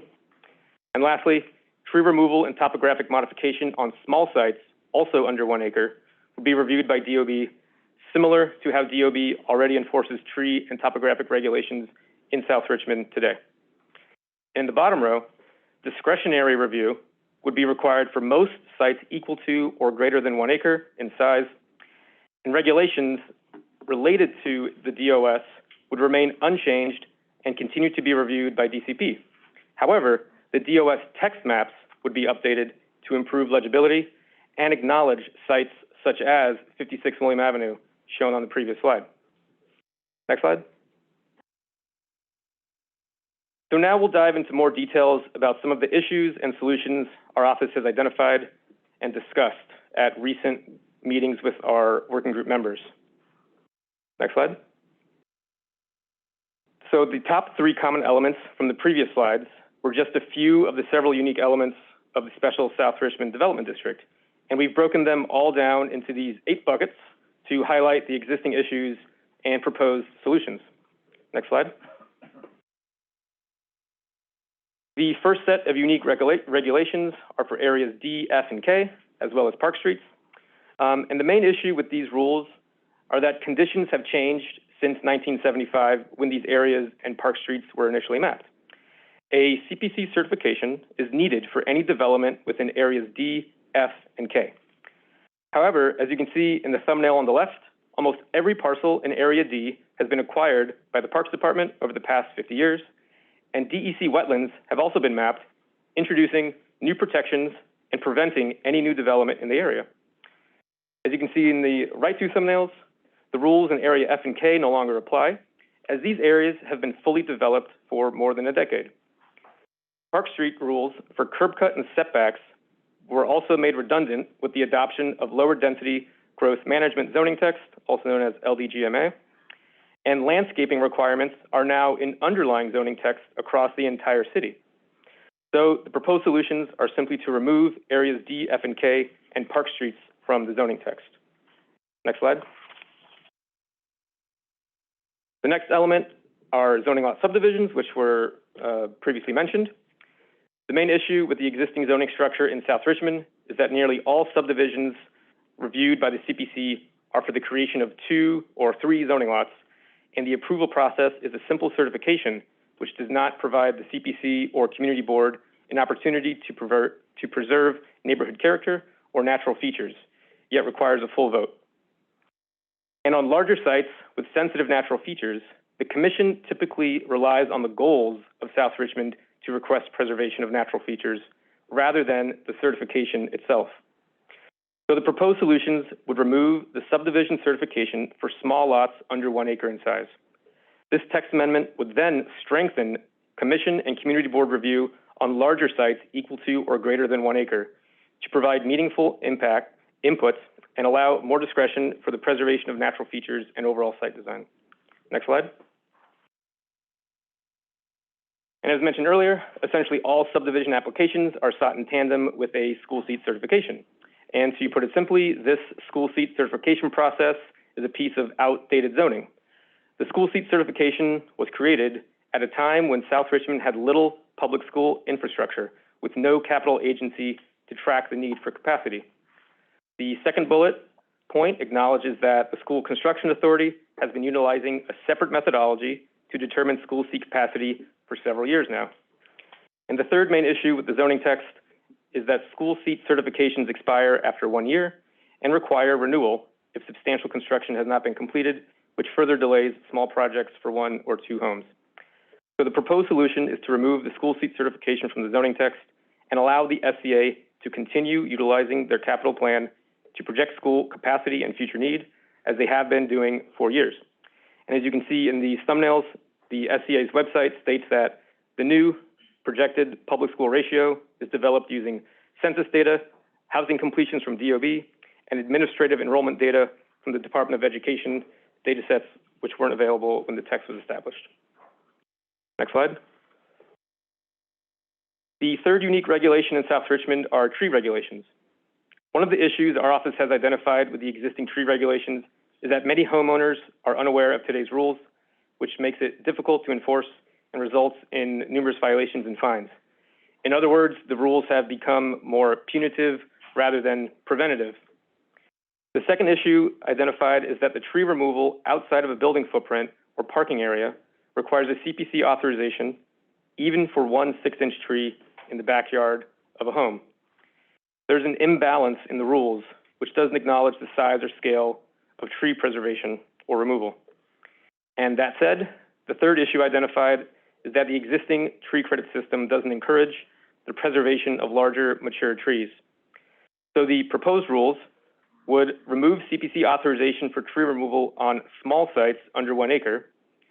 Secondly, retain DOB review for minimum tree credit requirements as DOB does today with the submission of different drawing sets. Third, update the tree credit system to incentivize the preservation of larger mature trees, which is reflected in this image. So for example, a 42-inch caliper tree, which is 10 credits today, would be worth 13 credits in the future. And lastly, the proposal would establish planting standards to ensure the health and longevity of trees by requiring an 8-foot to 5-foot distance between newly planted trees, a distance that does not exist today. Next slide. The fourth unique element in South Richmond is designated open space, which was mentioned earlier, and was mapped in 1975 as part of the open space network. In the future, any zoning lot with DOS would still require commission review, regardless of size. So the integrity of DOS would not change. However, there are a few administrative issues our office has identified which need to be updated. The first issue is that the current text maps have unclear dimensions. Not only has the resolution and quality of the images diminished over the past 50 years, but not every area has accurate dimensions, which makes it hard for both the department and applicant teams to determine the exact location of the DOS. The second issue is that DOS was mapped over streets which were unimproved areas in 1975, but have since been built and are now traveled streets. And the third issue, as you can see in the image on the right, is that our office has found instances where DOS was mapped either on top of or adjacent to existing building footprints, restricting the rear yard for homeowners. Next slide. So the proposed solution would clean up the text maps and remove isolated portions of DOS, which are the red parcels seen in this image, scattered throughout the east of the district. These parcels of DOS have become isolated not only because streets have been improved over the past 50 years, but also due to the creation of the DEP Blue Belt system and other city acquisitions. So rather than an individual homeowner, such as 56 William Avenue, having to undergo a text amendment, the city will now clean up the map to acknowledge these important capital investments and provide zoning relief to such homeowners. The proposal would also adjust that buildings that intersect with boundaries which were built before the DOS was mapped. There were undoubtedly some unintended mapping errors in 1975, which our office has been able to identify using more accurate mapping systems such as GIS.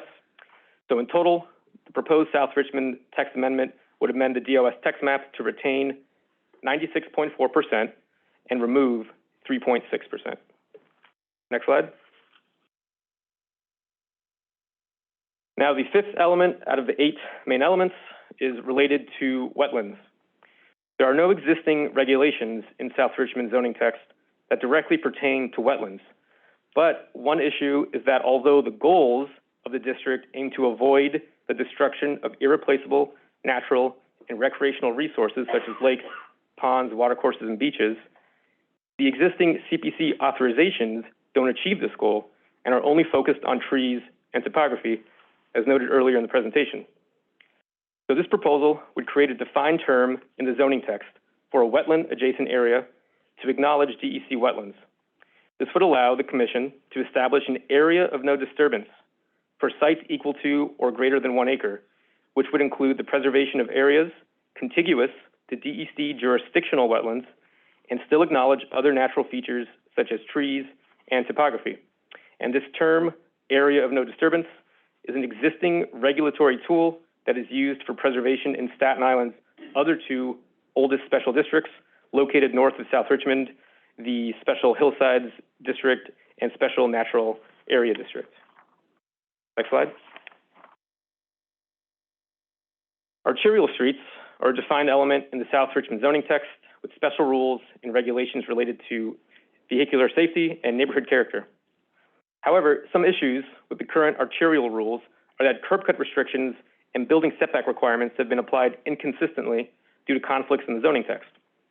The building setback rules are intended to be applied in specific locations indicated in the text maps, while the curb cut rules should apply along the entirety of the arterial street.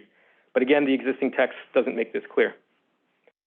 Also, additional curb cuts are prohibited as of right, even if required for emergency access or improved circulation. And the last main issue is that building setback requirements prevent pedestrian-friendly street wall buildings in historic town centers near Staten Island rail stations. So the proposed solutions would clean up inconsistencies in the zoning text so that curb cuts would refer to the zoning text and building setback rules would refer to the zoning text maps. The proposal would also codify existing policy to allow additional curb cuts on arterials as of right with DOT and DOB review. Third, Arthur Kill Road would be mapped to the text map as indicated in the golden orange color to require building setbacks along this important industrial and manufacturing area of South Richmond.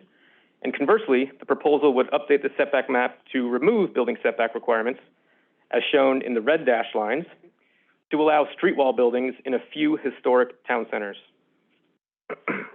Next slide. The second to last unique South Richmond element is the CPC certification required for any group parking facility with over 30 parking spaces for a commercial, community facility, or manufacturing use. The main issue with this existing authorization is that the current zoning rules have a narrow scope of findings which limits Commission and Community Board input to vehicular ingress and egress rather than overall circulation. Another issue our office has identified is that sites less than 1 acre are actually limited in review due to zoning, parking, building, and fire code requirements, which all result in a fairly formulaic site design with little discretion needed. Similarly, underlying zoning rules were adopted in 2007 for parking lot landscaping and maneuverability, which also leads to more predictability for smaller sites. That said, extremely large sites for manufacturing or industrial facilities with low parking requirements do not always require CPC review, since large warehouses can have up to 30,000 square feet of floor area without exceeding this 30 parking space threshold requiring review. So the proposed text amendment would shift the threshold to require a CPC authorization for any newly proposed group parking facility on a site equal to or greater than 1 acre, and improve the current findings to preserve neighborhood character while ensuring adequate circulation is provided for both vehicles and pedestrians. Next slide. And lastly, the text amendment would create a defined term for plan review sites so that CPC authorizations would apply to sites equal to or greater than 1 acre, as well as any site with DOS, regardless of size, which is consistent with existing DOS rules. Next slide.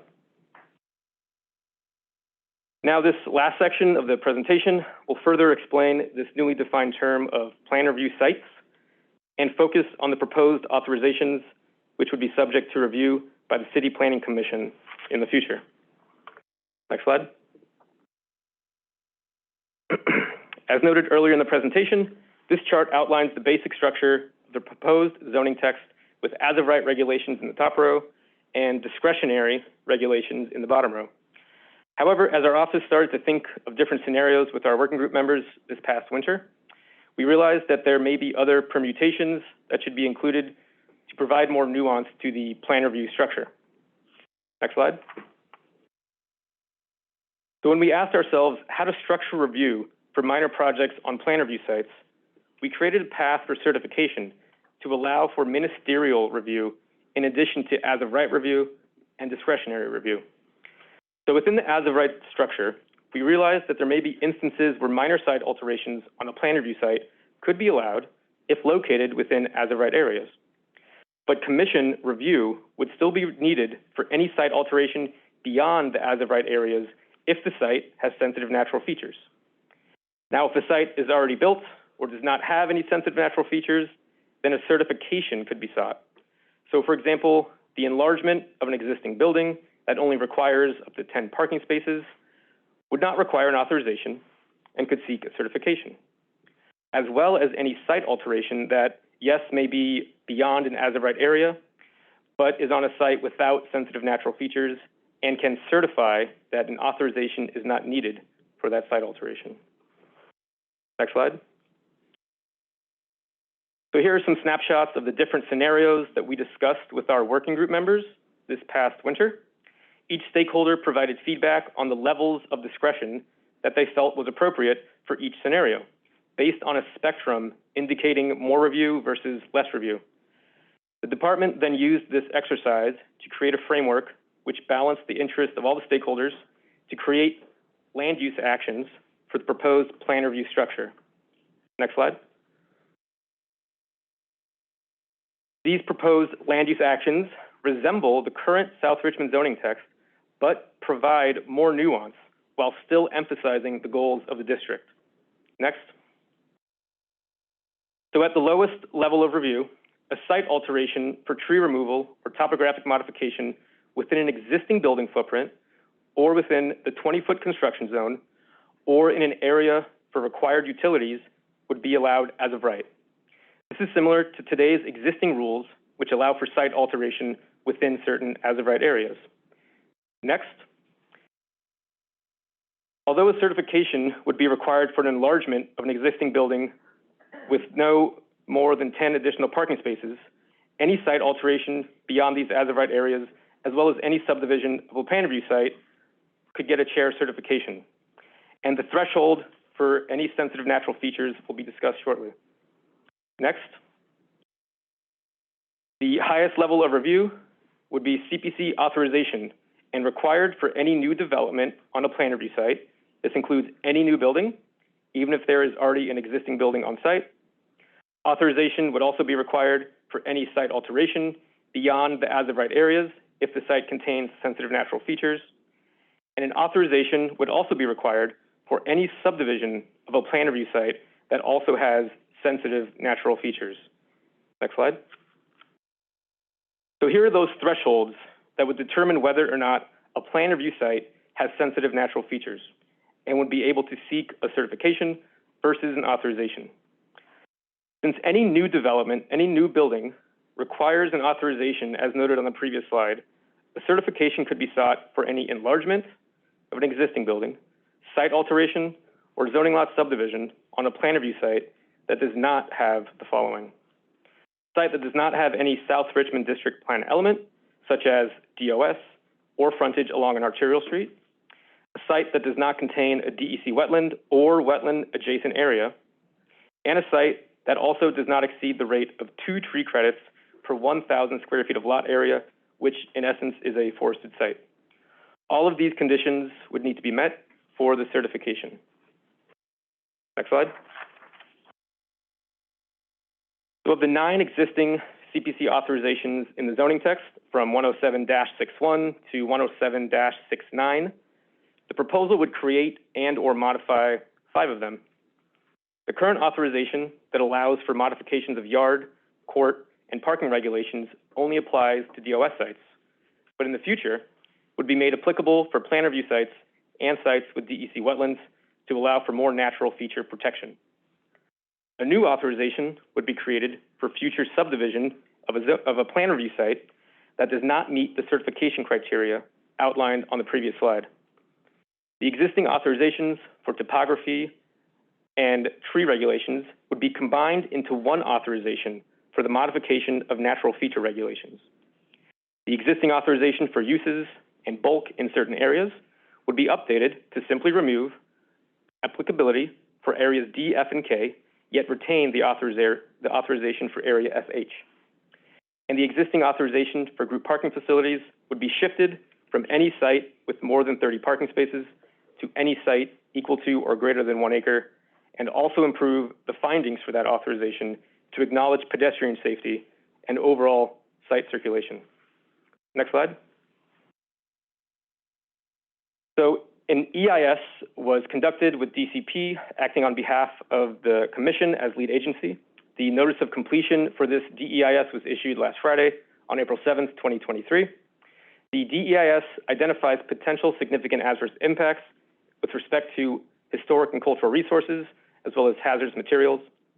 There are no feasible mitigation measures identified, and no other significant adverse impacts were identified. Next slide. And as mentioned earlier in the presentation, there have been several working group meetings with local stakeholders, and the department has received the following feedback on the proposal thus far as a result of those working group meetings. Leadership at Community Board 3 acknowledged the collaborative effort of this proposal, and the department is looking forward to more feedback from the board during public review. Councilmember Borelli, who represents the entirety of the South Richmond District, acknowledged that this proposal strikes a proper balance between property rights and the preservation of the natural environment. Staten Island Borough President Vito Fasella is supportive of these clear and concise rules to help minimize cost and time for residences proposing small home improvement projects. And Mayor Adams has stated that an update to needlessly complicated rules is needed to get stuff done and align with the city's BLAST initiative. Next slide. So in summary, the proposal for South Richmond zoning relief intends to, 1, remove old zoning regulations with low or no applicability, 2, remove the certification for school seats and subdivisions on small sites, 3, allow as-of-right tree removal on small sites while updating rules to incentivize tree preservation of larger mature trees, 4, clean up the DOS text maps to remove conflicts in the built environment and improve legibility, 5, establish areas of no disturbance for sites over 1 acre to strengthen the goals of South Richmond, 6, fix inconsistencies with arterial streets, as well as modifying the structure for curb cuts and removing building setback regulations in historic town centers, 7, shift the authorization for group parking facilities to focus on large sites over 1 acre and improve findings for neighborhood character and overall site design, and lastly, to shift commission and community board review to larger or environmentally sensitive sites equal to or greater than 1 acre in size. Next slide. Thank you. That's the end of the presentation, and now we can take any questions. Great. Well, thank you very much, George, and thanks to you and your team for an extraordinary amount of effort that went into the technical details here, and also the community engagement to make sure that we're striking a good balance here, one that hits the right notes. And your presentation was clear and thoughtful in support of these reforms that I think are going to help homeowners and also make government work better, make this commissions work better, departments work better, and also allow us to focus our energies on the core environmental issues that actually deserve our focus and time and attention. So thank you very much for that. Let me go to Commissioner Cerullo to start. I've got Commissioner Gold, I've got Commissioner Bozarg to kick us off, and then we'll keep going. Thank you, Chair. George, thank you for your presentation. You've did an amazing job of taking 8 years and sort of putting it all together in a 15, 20-minute presentation, which was really very clear. Obviously, some of it very technical, but as somebody who at one time represented all of the South Richmond District myself, I know how critically important this will be for property owners on the South Shore of Staten Island. And So I want to share your comments, Chair, about and recognize the work that this administration has done since coming into office and really sort of changing the tide of the discussion and the narrative on this issue, which earlier in 2015 was quite controversial and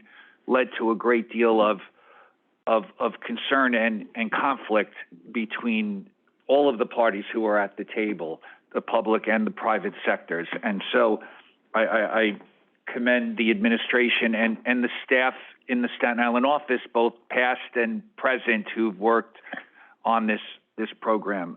So I just want to acknowledge that.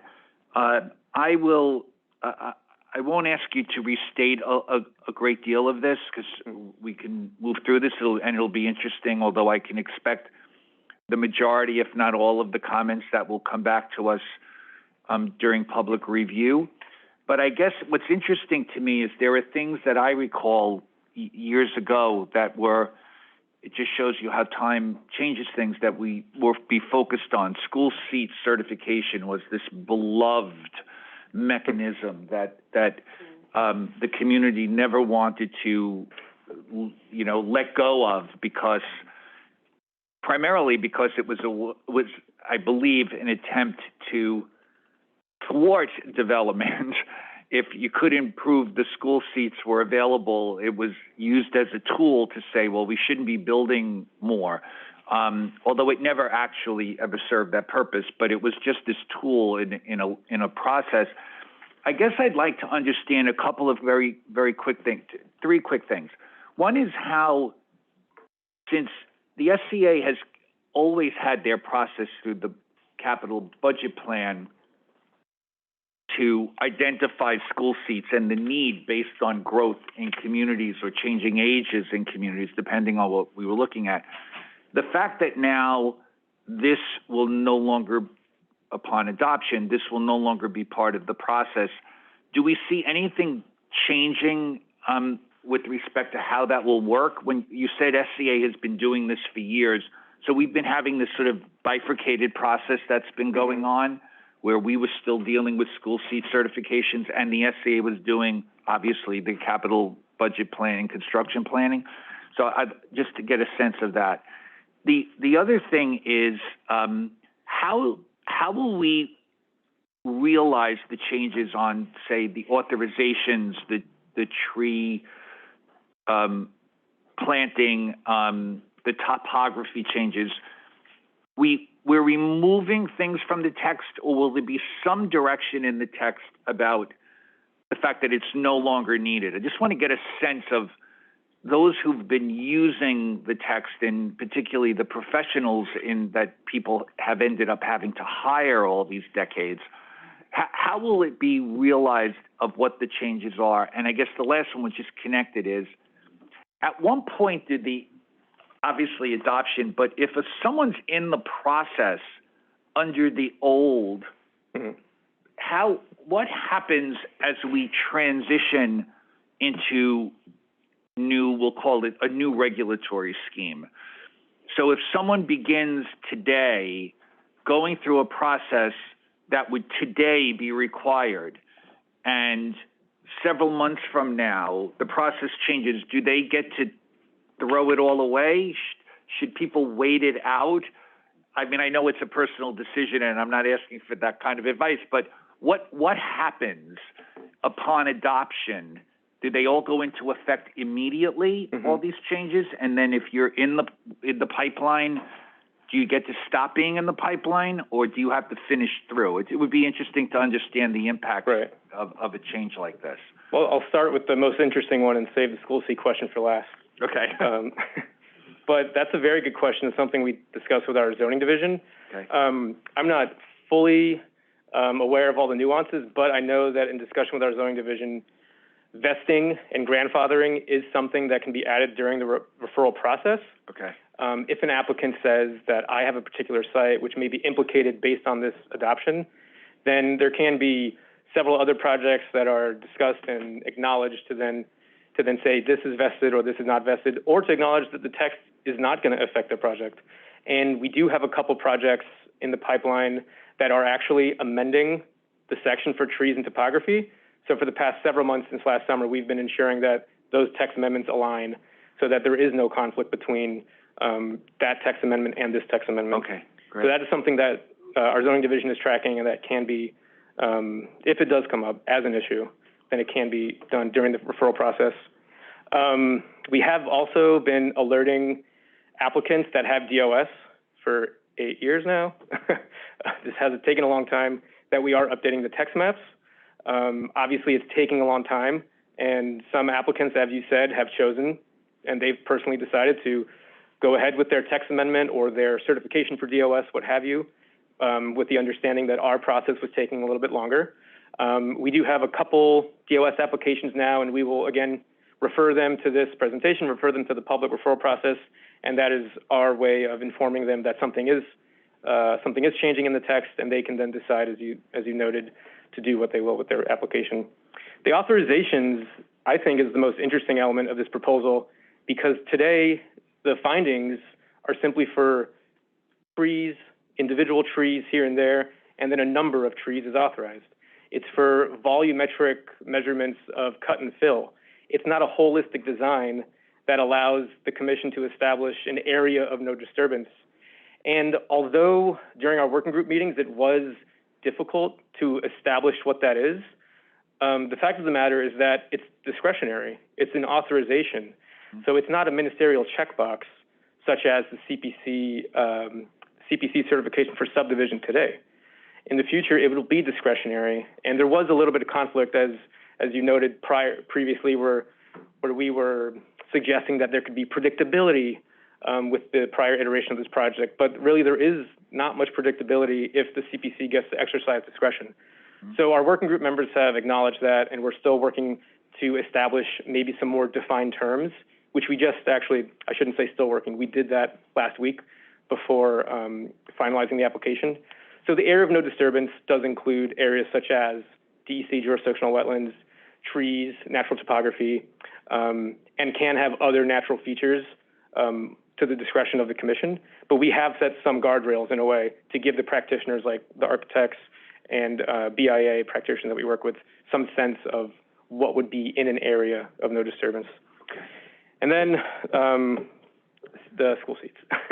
Yes, this is also near and dear to our hearts because we've been trying to wrap our heads around how to explain it to the community board, who has held it near and dear to their hearts. And it's been a difficult conversation throughout the several years, but I think it really came to fruition when we discussed this with the SEA.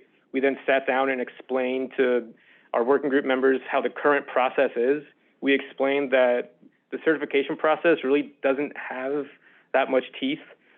There was a lawsuit, which I have here from 2001, where David Karnofsky wrote this whole memo, and we lost that lawsuit because we imposed a moratorium on development, which was unlawful. So this certification is essentially, it's a paper trail and it's a tracking process. But, you know, honestly, we give it to SCA and they file it away and they say, thank you. We'll cross-reference it with our census data, our DOB data sets, all of our modern Excel spreadsheets that we have that actually project, they project housing developments. I think the most recent one I saw online was from 2010 to 2000, sorry, it's here somewhere, 2029. So they have a projection to 2029, and this methodology, of course, acknowledges current DOB permits, but it's a more robust data set. It's the zoning text is kind of just lagging behind, and it's not really up to date with the SCA's current methodology. Oh, thank you, George. Thank you for those responses too. Appreciate it. Thank you. Thank you, Commissioner. Commissioner Gold on Zoom. Thank you, and thanks for the comprehensive presentation. Just a broader question. I know it's early, but what's your sense of, you know, the early, if we've gotten any community feedback? I know that's still largely ahead of us, but it is interesting to me that in an 8-year process on something that everyone seems to be for, and it seems to be very positive, and it seems like it'll do a lot to help both the homeowners and the residents and, you know, the creation, that it's just one that I guess that it's taken so long, which, you know, we can chalk off to a couple of things, but two, that the community board had asked it sounds like, to pause the hearings until in-person meetings came back. Is the sense at this point that there's good consensus on this, and that, you know, from here on out, we've gotten to a good balance where, yeah, I mean, it does sound like there's buy-in across the board, but just wanted to get, you know, your sense of, do you think there's community opposition coming? We've been very collaborative with our working group members since the pause. And the pause was requested by elected officials at the time. It was a letter penned to our department, also including Community Board 1 and Community Board 2. And honestly, you know, the whole motto here was to not let the perfect be the enemy of the good. And when we kind of regrouped after the pause, we focused solely on South Richmond, since it was the largest area, the area with the most natural features and large sites, and the area that was implicating and imposing a burden upon small property owners with the largest set of volume of applications and size. So during our regroup and our reframe, we have gotten very positive feedback. As you said, the public referral process is still yet to be begin in the next few months. But the topics and elements of the proposal that still have some discussion are related to dimensions and percentages here and there, such as whether a tree should be planted 5 feet or 8 feet away, whether or not the terms, the definitions that I was describing earlier, what should be defined in the area of no disturbance. There were also some questions about bulk and yards, which we don't think could be contemplated in this text amendment, but some things that could be included in other text amendments in the future, because any questions that come up also need to be confirmed that they're within scope of both the land use application and the environmental review. But overall, positive feedback, and what we look forward to in public review and the public referral process are these discussions about percentages and dimensions, about the natural features, but also some elements regarding DOS and things, legibility and definitions regarding the text maps. Got it. Well, congratulations on, you know, on getting this far, I would say. I mean, it definitely does seem like an undue burden that's being placed on, you know, homeowners in that area, and having, you know, grown up. I commend you on getting here. Great, thank you, Commissioner. Thank you, Commissioner Gold. Commissioner Bozarg. Hey, thank you for the presentation.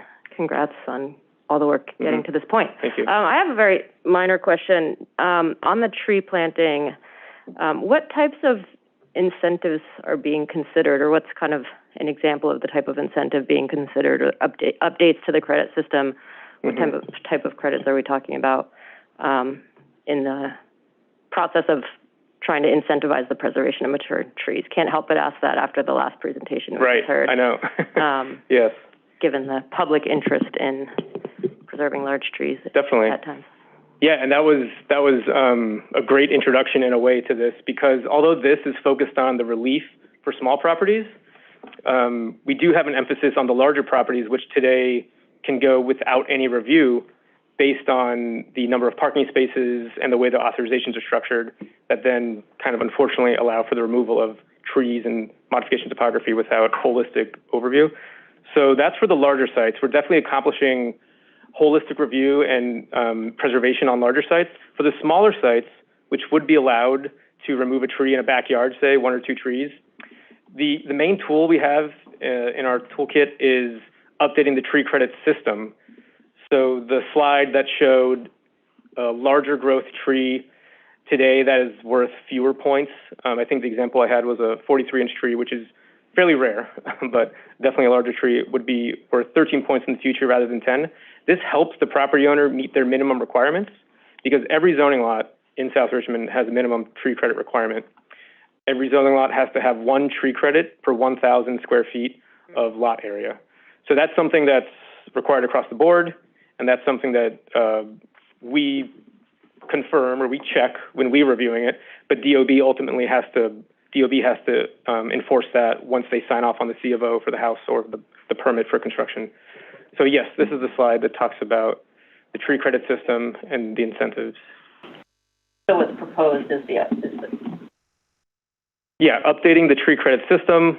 I don't think this could necessarily be pitched as an incentive, but a preservation measure is that today sometimes we see site plans with, we call it like army soldiers of trees planted next to each other. And unfortunately, over time, as the gentleman was mentioning earlier, tree roots can then be entangled and jeopardize the health of the tree adjacent to it. So now we're putting in some standards to then improve the longevity and health of the trees.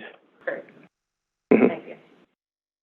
Thank you, Commissioner Osorio, and Commissioner Rebershed. Thank you, Chair, and thank you for your presentation, and congratulations for the detailedness and the analysis. I have a quick comment and a question. The first comment has to do with a working group. It sounds like besides elected officials, city agencies, and professionals, there's the community board, but I don't see any other community advocates, environmental protection advocates or environmental justice advocates. And it's just a comment to see if I encourage you to seek some recommendations or comments from that sector. That sounds like it could be useful given the nature of some of the recommendations. And then the question is really it's more of a comment, I guess. So it sounds like some of the recommendations are, and by the way, the rationale makes a lot of sense. In my mind, some of them have to do with addressing portions of this that are no longer relevant. But in the rest of it seem to be in the spirit of increasing the efficiency of the process. And to honor sort of like the spirit of the special purpose district, or at least it's sort of like main goal, I'm wondering if instead of taking away or reducing the project by project sort of review, portions of this could rather be front loaded together.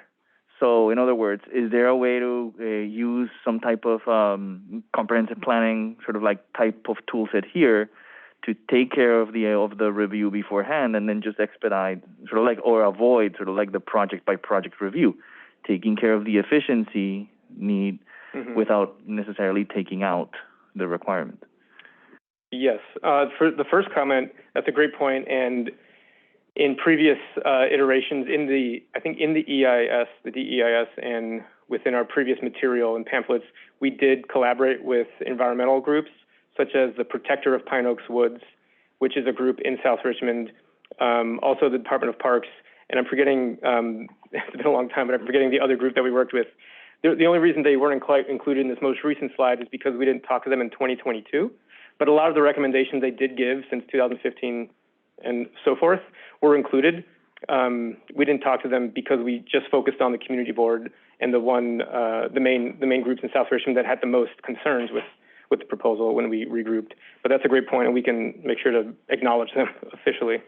And then in terms of efficiencies, yes, there are some instances where I guess the more redundant and mundane applications can be reviewed simultaneously, but there are so many different nuances that require either a BSA variance in conjunction with a zoning lot subdivision application, and the biggest application that really slows down our efficiencies, as you were noting, are the zoning lot subdivisions and the school seat applications. And the zoning lot subdivisions is simply an extra step that we take now, which DOB would do, which DOB does elsewhere in the city.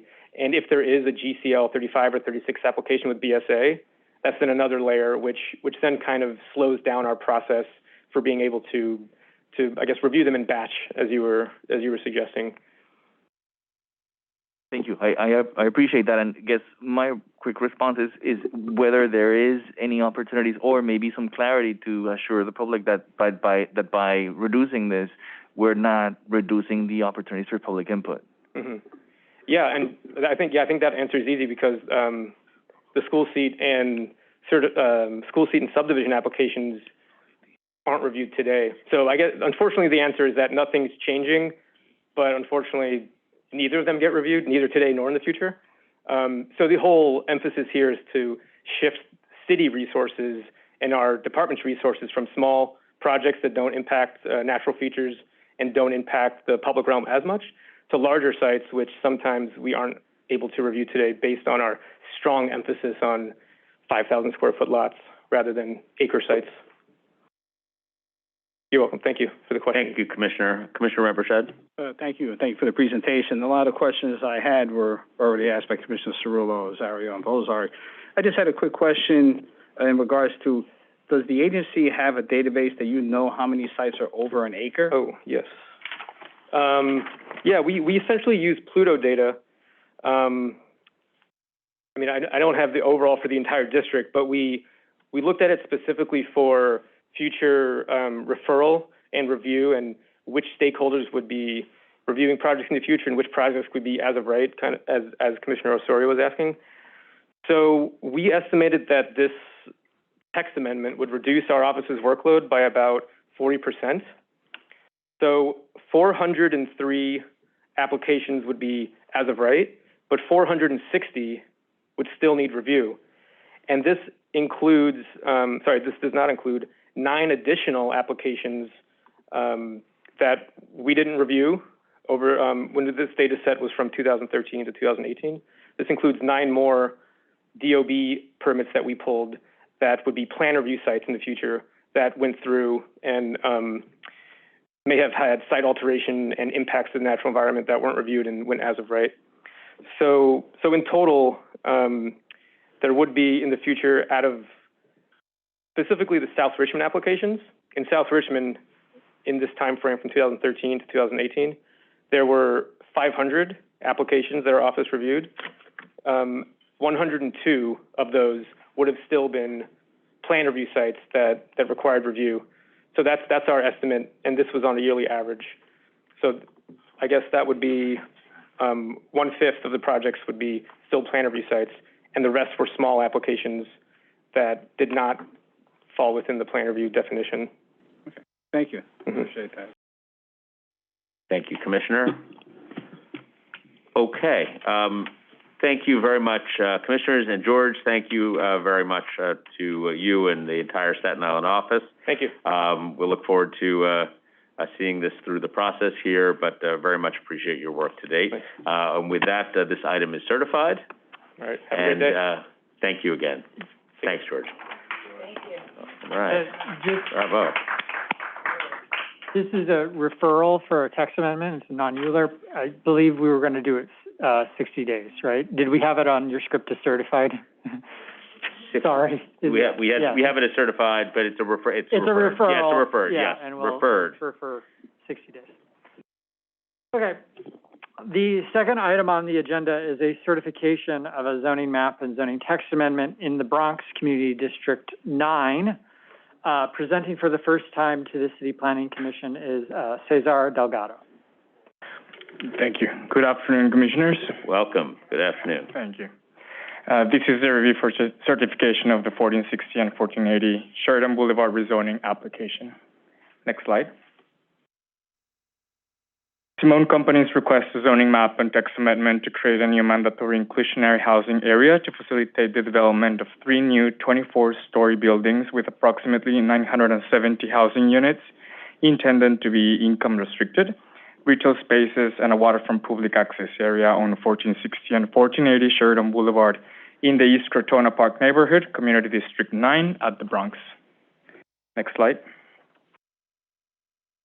The project is bounded by Starlight Park to the north, Sheridan Boulevard to the west, the Amtrak rail lines to the south, and the Bronx River to the east.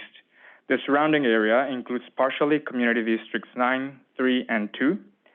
The area was included in the Southern Boulevard Neighborhood Study, a Department of City Planning initiative to identify opportunities to protect and increase affordable housing, strengthen retail and local businesses, increase pedestrian safety and walkability, and improve community resources. The Sheridan Boulevard was the subject of a recent capital improvement project completed by New York State Department of Transportation in 2022. This project transformed the former Sheridan Expressway into a pedestrian-friendly boulevard with improved pedestrian connections to the Bronx River, waterfront, and the Starlight Park. Improvements also included the installation of dedicated bicycle lane, a landscape median, reconfigured traffic lanes, and normalization of the geometry of the intersections. To the east of the project area is the Bronx River, New York City only freshwater river. Community efforts in coordination with city agencies had led to restore and develop open spaces, parks, and more access along the river. The project area is connected to Starlight Park, a 17-acre city park that runs along the westerly side of the Bronx River. Other community assets in the surrounding area include the Concrete Plant Park, Daniel Boone Playground, and 3 schools. New developments include the Campus Residences, a 6-building development with 500 income-restricted units and retail spaces that was subject to public approval in 2011. Next slide. The surrounding area is well served by public transit, and it is within a transit zone. The Whitlock Avenue station of the 6 subway line is located approximately 0.3 miles from the project area. The Freeman Street station of the 2 and 5 subway lines are located approximately 0.4 miles from the project area, and the area is also served by the BX35, BX4, BX4A, and the BX27 bus lines. Next slide. The surrounding area is comprised of mixed uses. Manufacturing uses generally occupy areas east and west of the Bronx River and east of the Sheridan Boulevard. Residential multifamily buildings occupy most of the area, with commercial uses densely lining Southern Boulevard and Westchester Avenue. The remainder of the residential zoned areas contain a mix of 1- and 2-family homes and low-rise multifamily buildings. The opposite side of the Bronx River largely consists of residential use. Institutional, utilities, and open spaces also occupy the surrounding area. The zoning districts mapped in the area are medium-density residential districts, specifically R6, R6A, R71, R7A, R7X, and R8X. Commercial overlay districts, a general service CA district, and M11 light manufacturing district. Next slide. The project area is currently zoned as M11. It consists of lots 29, 60, 65, 68, and 74 of Block 3017, comprising a total area of 194,394 square feet. Only lots 74 and 29 are controlled by the applicant and are the development sites. Next slide. Lot 74, which is 1460 Sheridan Boulevard, is a 41,148 square feet lot occupied with a 1-story automobile mechanic training facility, manufacturing building. This is development site 1. Next slide. Lot 68 is a 14,400 square feet lot occupied with truck parking. Next slide. Lot 65 is a 19,000 square feet lot occupied with a 3-story hotel. The hotel on Lot 65 was constructed in 2007 prior to the establishment of manufacturing designated areas in 2018, which made hotels not permitted as of right in certain M1 districts. Next slide. Lot 60 is a 23,500 square feet lot occupied with a 1-story manufacturing building. Next slide. And Lot 29, which is 1480 Sheridan Boulevard, is an 84,229 square feet lot occupied with truck parking and accessory office buildings. This is development site 2. Next slide. The proposed development consists of 3 new 24-story mixed residential and commercial buildings with approximately 866,000 square feet of total floor area, including 970 units, 21,200 square feet of commercial space, 100 parking spaces, and approximately 56,000 square feet of waterfront public access area. Next slide.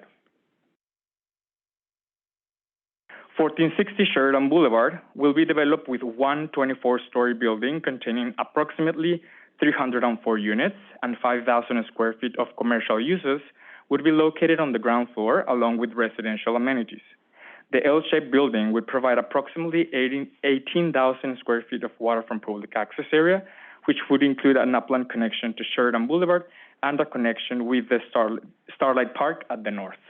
Next slide. 1480 Sheridan Boulevard will be developed with 2 buildings containing 666 dwelling units, 8,000 square feet of commercial uses on the ground floor, along with the residential amenities, and 100 parking spaces on the basement level. Both buildings will have a base height of 7 stories, and after a setback, will reach a total height of 24 stories. The buildings will provide 20,317 square feet of waterfront public access area, which will include a connection to Sheridan Boulevard and a public access area between the two buildings. Next slide. In order to facilitate these developments, the applicant is requesting a zoning map amendment to rezone from the existing M11 light manufacturing zoning district to an R73 medium density zoning district with a C4 commercial overlay. Next slide. The proposed R73 zoning district is consistent with the bulk, density, and uses within the surrounding area. It is a district that is usually mapped in medium density areas of the city and has a maximum residential FAR of 6, a maximum base height of 65 feet, and a total building height of 180 feet plus 40 feet of penthouse. When residential buildings are developed in an R7 district, they result in apartment buildings similar to those found close to the proposed development across Sheridan Boulevard. Next slide. Conterminous to the project area, the applicant is proposing to modify Appendix F of the zoning resolution to establish an MIH area, options 1 and 2, over the Block 3017. Next slide. Together with the land use actions presented today, the development would be facilitated by additional actions. Waterfront certifications for 1460 and 1480 Sheridan will be required, and our waterfront authorization to waive visual corridor requirements for 1480 Sheridan will be seen by the Commission separately in the future. Next slide. Regarding the environmental review, a notice of completion of a draft environmental impact statement was issued on April 7th of this year. The DEIS identifies significant adverse impact with respect to transportation traffic, transportation pedestrians, construction traffic, and no other significant adverse impacts were identified. Mitigation measures are identified in the EIS and will be explored further in the final EIS. Next slide. Moving on to demographic conditions, in the Belmont-Crotona Park East and East Tremont neighborhoods, 60% of the residents identify as Hispanic or Latino of any race, and 33% identify as Black non-Hispanic. This is similar to the Bronx as a whole, but higher than in the city overall. Next slide. The neighborhood had an increase in the total population by 10% between 2010 and 2020, compared to the 6% growth in the borough and 8% growth in the city overall. Next slide. Pursuant to Local Law 78 of 2021, the applicant is required to complete a racial equity report on housing and opportunity because the proposed actions would change the use regulations or permitted floor area in a manufacturing district where a building in the project is at least 100,000 square feet of the floor area. And in the report, the applicant states that the proposed project could add 100% of its dwelling units as income restricted in the Bronx Community District 9, a district that has experienced multiple housing production in the recent years, and its location is accessible to jobs, amenities, and services. Next slide. That concludes my presentation today. Thank you very much for your attention. I will be very happy to answer any questions you have. Great, thank you very much. Extremely clear, and appreciate your presentation. I have 2 questions for you. One of them is just on the waterfront certifications. I understand one is needed for each of the 2 development sites, and the authorization on the waiver for visual corridors on the second site. Tell us, you said that's going to be coming later. Tell us a little bit about what's happening with those certifications, and what the time frame is, and what the dynamic is here. Yeah, we requested the applicant to file the application for the waterfront actions before this date, and they did, and we are reviewing those applications. And I will invite my deputy director to further explain on that topic. Yeah.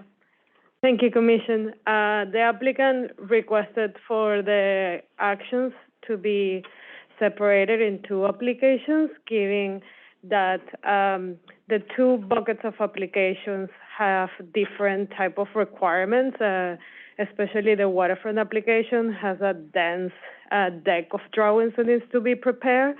So the materials, the application for the rezoning and MIH was ready to enter public review, but the waterfront needed more time on their side to be prepared and also for our agency to review. The condition we put was for the waterfront actions to be filed and pass our floor review by the time certification for the rezoning and MIH happens. So everything is public. Like then not only the commission but also the public has access to the proposed project and all the actions that are needed to be for it to be facilitated. This also is aimed for all the applications to meet the City Council point of approval. Rezoning and MIH needs full ULURP. The waterfront authorization that is requested by the applicant can be picked up by the City Council. So hopefully everything will meet at the end. Okay, thank you very much. And the other question is, these are proposed to be entirely income-restricted buildings, the 3 buildings across the 2 development sites. What is the current status with HPD on those units? What program are they proposing to use, and what's the status of that?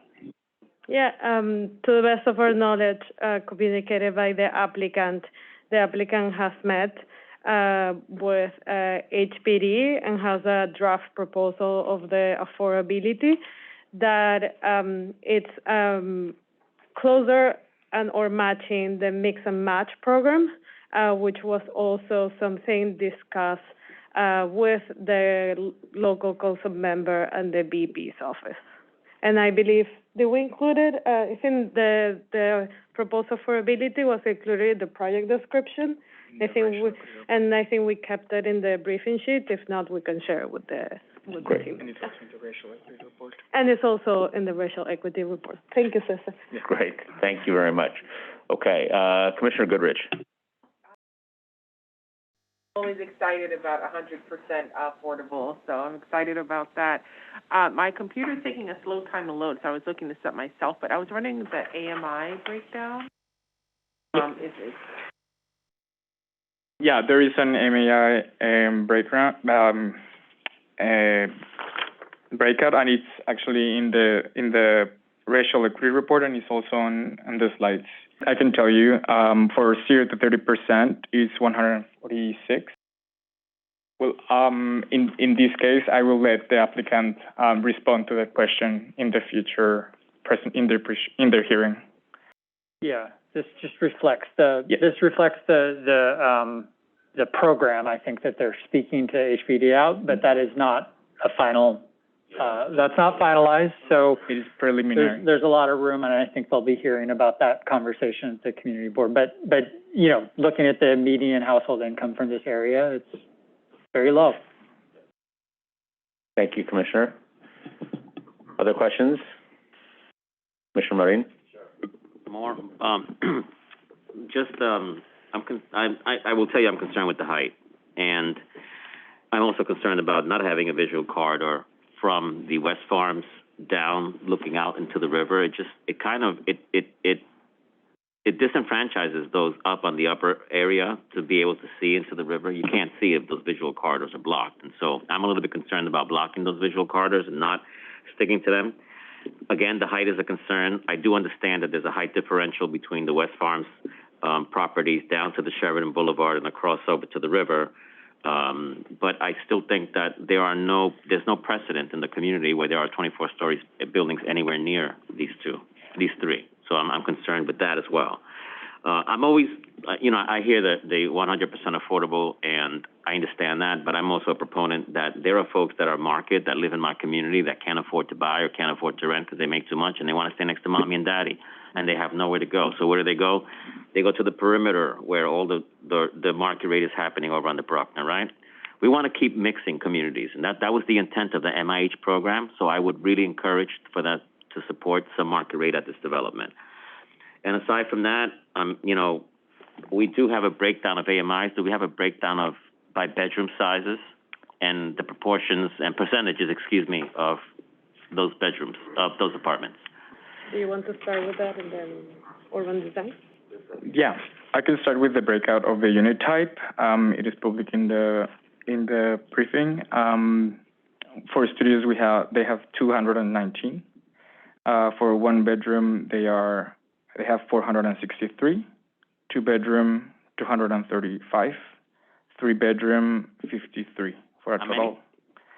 Three bedroom, I said 53.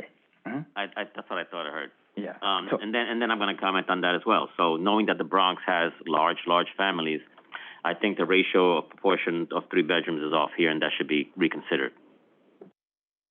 Okay, we will circulate information to the applicant. And then, you know, is I see that there's some commercial at the base. Can you talk about commercial? What type of commercial you anticipate there, or community facility?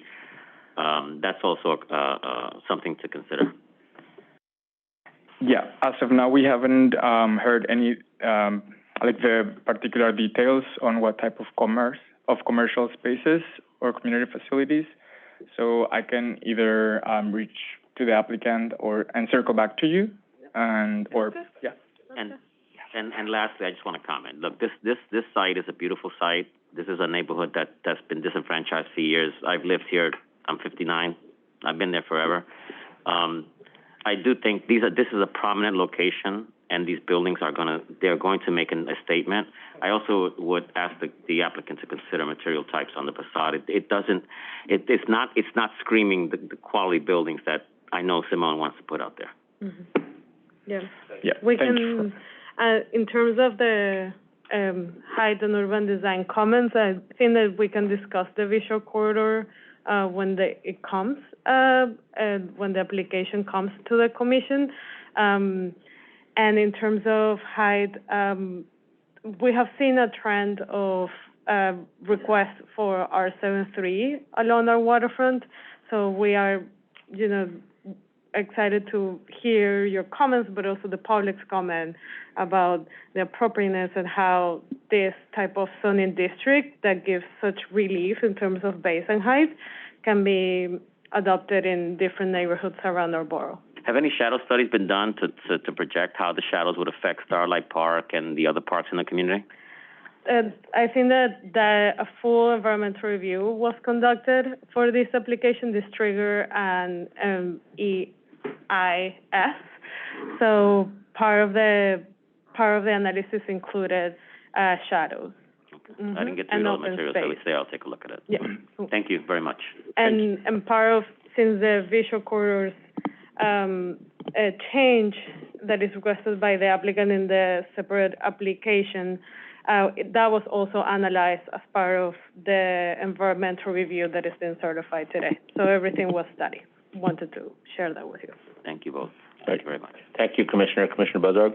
I just want to echo Commissioner Marin's comment about the developers and the architects getting this site right. I'm on the slightly other side of the height. I'm not concerned about the height, but they have to get it right for it to work and to demonstrate the value of density and the need for density and how we can be meeting our needs for housing on different sites in different ways. So proponent of keeping the height if it's appropriate and if they get it right. Thank you very much for your comment. We will let the applicant know. Thank you, Commissioner. Commissioner Osorio? Thank you, Chair. Thank you for your presentation. Building on the question on heights and shadows, but also extending it a little bit more generally to understand the impact of the application on the longer-term plan for the Bronx River Greenway. What do you anticipate it will be that impact? I'm specifically interested in how the conversation around waterfront access relates to Starlight Park, but also to that parcel that is adjacent to the north, the one that is zoned as Park, the street that was demapped earlier, I think in 2000. Mm-hmm. Yeah, there is, they are including a connection to Starlight Park in the north portion of lot 73 2, which is the northern side. And the Department of Parks is in direct contact with the applicant, and they've been working on that connection to make it work. And yeah, I will let you. You do want to add something? Yeah, I think as we are seeing developments come along our Bronx River, right? Like the Commission saw an application a couple of months ago, but further south of York Studios, we're seeing that our Bronx River is getting attention. Obviously also enhancing the good work that our sister agencies have been doing in activating the existing public spaces, green spaces, and its restoration. The vision that we had along with the applicant and further stakeholders about this site in conjunction with the Bronx River was that the waterfront public access areas to be provided through the application were not only good quality, but also propose a connection with Starlight Park. And that was an important component. I think we will see deeper with the waterfront application that can also in the future, right, like when the developments, where the sites between these two development sites get developed, that we will have a continuous waterfront public access on the western side of the river. And hopefully, I don't know, in the future I'm going to manifest it like that can continue to the concrete park and go south to other parts of the borough. Thank you. I have a couple quick follow-ups. One is, just for clarification, the lot that is currently zoned as park, which was demapped earlier, is not being rezoned. That's outside. No, it's not being rezoned. It's the adjacent to the development side that, to the best of our understanding, that lot is controlled by DPR. It's currently used as the access to the back of house uses of Starlight Park, as well as a ramp that they use for lodging and also something about a boat that they need. Storage, and storage also for emergency use. Exactly. So a list of needs has been established by parks, and has been a topic of constant conversation. But it's not part of the rezoning or change of the status of that portion of lot. It's not part of this application. The coordination with parks has been part of this effort between the applicant, DPR, and DCP. Thank you. And then one last question, which is based on the long legacy of advocacy around the commissioning of the Sheridan, but also the Greenway. When you say that conversations have been established or have taken place between the developer, the department, and maybe other agencies, does that include also the Bronx River Alliance and some of the EJ groups that have been directly engaged in these planning conversations? Yeah, are they on board? Thank you for this question. Yes, we even engaged in a site visit between the applicant, the council member, Bronx River Alliance, DPR, and us in our office to walk together that portion of the site, of both sides, the development side and the Starlight Park, and discuss together how can we connect the projects. And the fruit of those conversations have been included in this and incorporated in this proposal. But which groups have been involved? Bronx River Alliance was there.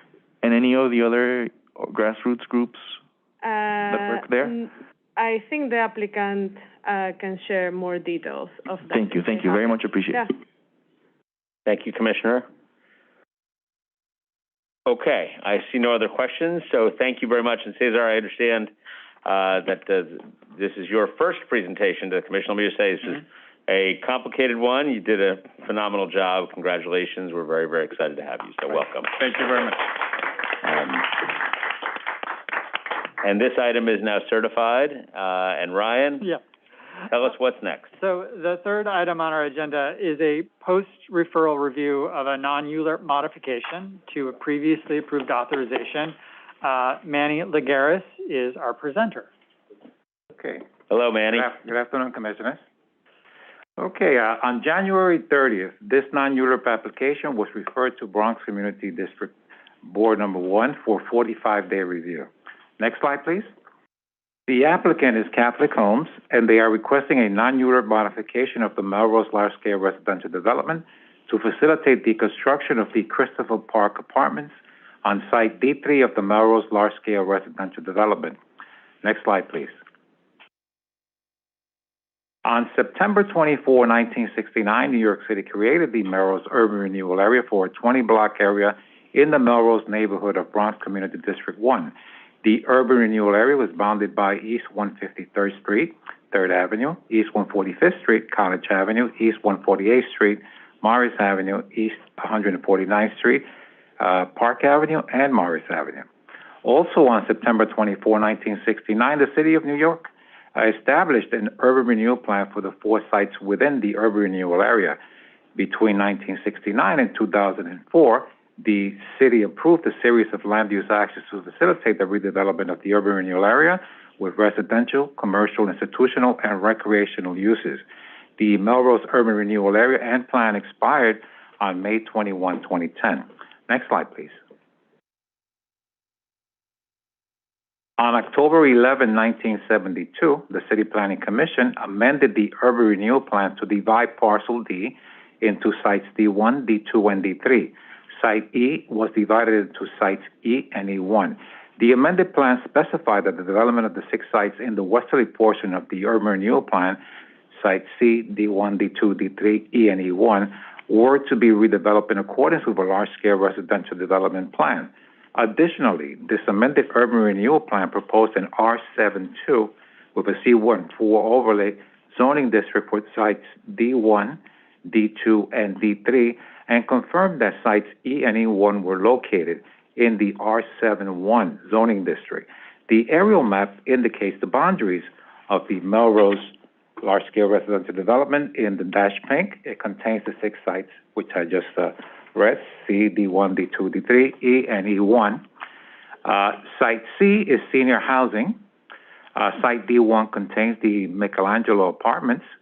Site D2 contains the Maria Lopez residential development. Site D3 is the subject of this application and contains the Christopher Court Apartments. Site D3 is bounded by East 151st Street on the north, Morris Avenue on the east, and Alleyway and Eastman to the south, and Park Avenue forms the western boundary. The Alfred E. Smith Playground is located on sites E and E1. Site E was intended for a community center, and Site E1 was intended for senior housing. These sites were never developed and were not removed from the large-scale residential development. Next slide, please. The area map indicates Site D3, the development site, which is outlined in red. This block contains the Christopher Court Apartments, which were constructed in 1982. This development consists of 2 6-story low-income residential buildings with 160 dwelling units and a 48-space accessory parking lot. The area zone R72 with a C14 commercial overlay fronting on Morris Avenue. R72 is a medium-density residential zoning district with a maximum residential FAR of 3.44. It also allows community facilities with an FAR of 6.5. DC14 allows commercial uses at a 2.0 FAR. Next slide, please. This is a view looking northwest at the development site, which is currently a parking lot, and one of the buildings of the Christopher Court development. Next slide, please.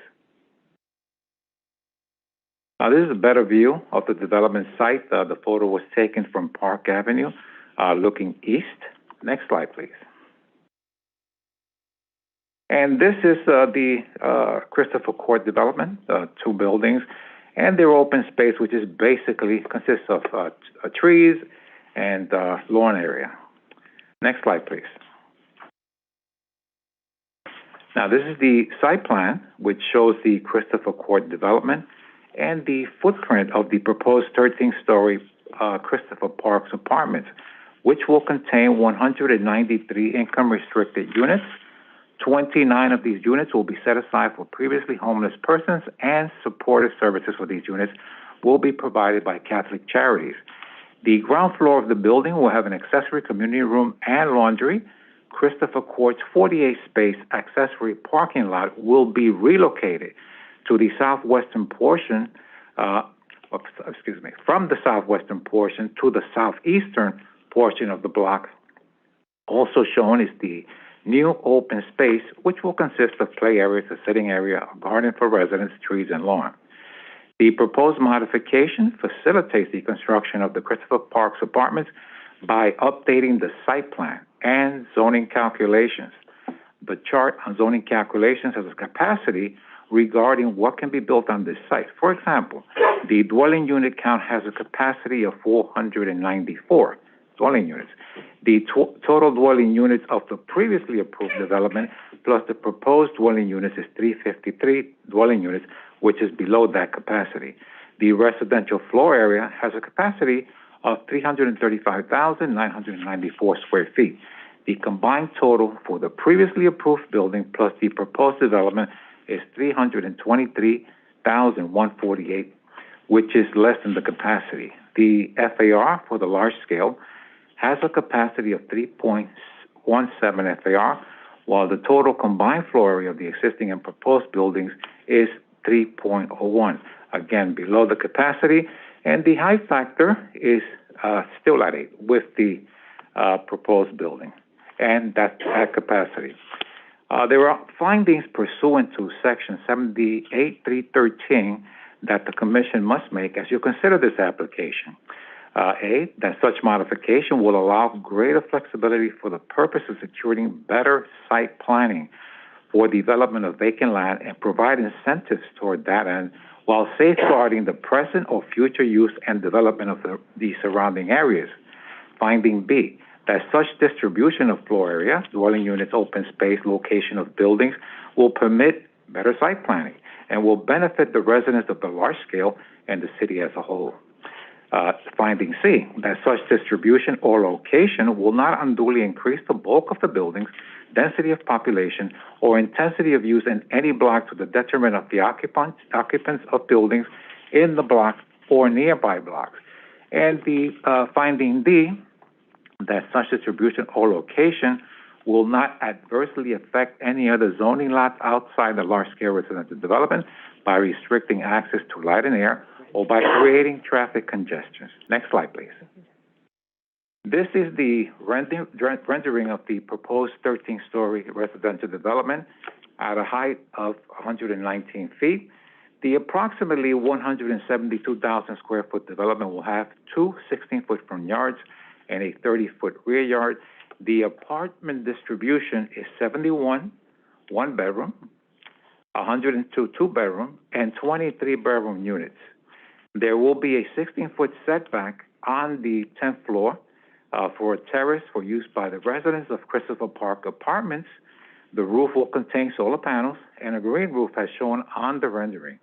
Parking will not be provided because the site is located within a transit zone, which does not require parking. The income bands show that 193 dwelling units will be targeted to persons from 40 to 70% AMI. Next slide, please. Okay, the community board recommendation I have here that we're awaiting the recommendation, that came in around 2 hours ago. It was hand-delivered to me by staff, and the... Late breaking news. Right? And the community board voted 13 in favor, 11 against, with conditions. The reason for the 11, I had spoken with the district manager by phone. He told me that the members were not too clear on information that they needed, funding sources. The applicant has stated that it was too early to have that information, rent levels, and I just want to read the condition. Okay, the condition here says sponsor needs to provide more clarity on project funding, city, state, federal, private sources to explain affordability of rent. Sponsor needs to provide more clarity on numbers of jobs during the construction and post-construction of the project. Sponsor needs to provide more clarity on number of apartments that will set aside for community board residents versus the total units created in the total project. Sponsor needs to follow up with community board on safety plan, allowing emergency vehicles to respond to emergencies in the general community during construction. In fairness to the applicant, I called the applicant on Friday, and the applicant stated that they did provide, and they sent me late Friday a copy of what was given in terms of handouts when they presented to the community. And I see, just by looking at the charts, they do provide rent levels with square footage, et cetera. And they do mention that once a general contractor is in place, that jobs, et cetera, will be looked at and discussed with the community. It's actually 2 pages. I didn't have that much time I read it, but what I'll do is I'll submit this to the commission so you can look at both the community board recommendation and the applicant's response. Great. Thank you very much, Manny. Let me just ask, you have more. Go ahead. I'm sorry. Please. Yeah, there were 2 other things. At the last session, Commissioner Kermani Fry had noted the small number of 3-bedroom units. So the applicant was present at the review session, and they revised the number of units. It was a total of 200. Now it's a total of, let me just get that page, 193 units, right? And they also, so in order to do that, they lost some units from the 1-bedroom, and what was at 13 was the number of 3-bedroom units, that increased to 20. So that was the response to the commissioner's question. And for also at the review session, Commissioner Marin had asked why the applicant did not locate the proposed building more to the center of the site, nearer to the existing buildings that are there. And the applicant also responded, and that response, I believe, is in your package, the Friday package. And basically, to summarize, the applicant states that they designed it in that fashion. In other words, your question was, why relocate the parking, right? And not move the building closer to the other building on Morris Avenue. And their response is that they wanted to locate their building to construct, to build upon the street wall. Okay, this, as you can see here, the building on the right-hand side is a 25-story building, and that's the street wall. You see the parking lot, the development site, the steel fence there, and they are stating that they want to continue that street wall. Also, that by relocating their proposed building towards the center of the site, that sunlight will be obstructed. And that having the parking lot where they're moving it, which will be closer to the Morris Avenue, the Christopher Park apartments there, Christopher Court existing building, that more shadow will fall on that parking lot. Again, what they submitted is part of your briefing package for you to digest. Great. So thank you very much, Manny, and there may be follow-ups on those updates, but I just wanted to make sure that I understand the legal dynamic of what we're considering right here. So this is part of the Melrose large-scale residential development, correct? That's correct, yes. And the reason why this is referred to as a non-ULURP modification is because there are proposed changes here to a portion of the large-scale plan, right? Correct? This building would have been, as of right, absent the large-scale plan, correct? Mm-hmm. Correct. And that's because what was initially built was smaller than what was initially approved. Is that right? Well, in the development site and the overall development site? Well, again, there is a capacity in the zoning calculations, Table 1, which lists in terms of floor area, FAR, et cetera, that cannot be exceeded. And that's basically what this application is all about, just modifying that table and also the site plan, which you've seen. So those are the critical components. And of course, there are the authorization with the findings. The findings are not changing. They're binding, so they're going to stay as is. But basically, the whole modification is the chart itself, the zoning calculations, table 1. Okay, so we are, the charge of this commission is to determine that those previously approved findings continue to be valid. Is that correct? Correct. Right. Yes. Okay. Okay. I just it was worth at least saying at the jump. Commissioner Maureen, go ahead. Thank you, Chair. Manny, I'm a little bit curious to find out more information on funding sources for the development of the building, because you see that the community board is asking for it, and the response was that they haven't chosen a contractor or a GC. The GC has nothing to do with budgeting the building other than for the GC to help you price out what you're doing. So is this a project that still does not have HPD funding yet? Well, it's not there yet. They've been in conversations with HPD, and HPD is looking at the ELA program for this project. However, according to the applicant, that's coming later on. And that's one of the reasons when I spoke with the district manager, that was a basic concern. Of course. Funding is very important. And they wanted to have that information up front before they voted. And they actually told that to the applicant. And for that and other reasons, they decided to vote against the project. I do understand that, because the concern becomes, can you in fact build this building? And if we go through these machinations and you can't build it, then we have an action that then would have created something out there that may or may not get built in the future. And these 4 sites have historically had that same situation for the past 30 years. So I'm a bit concerned that a project is being brought forth that doesn't have funding, and the community board is asking the right questions.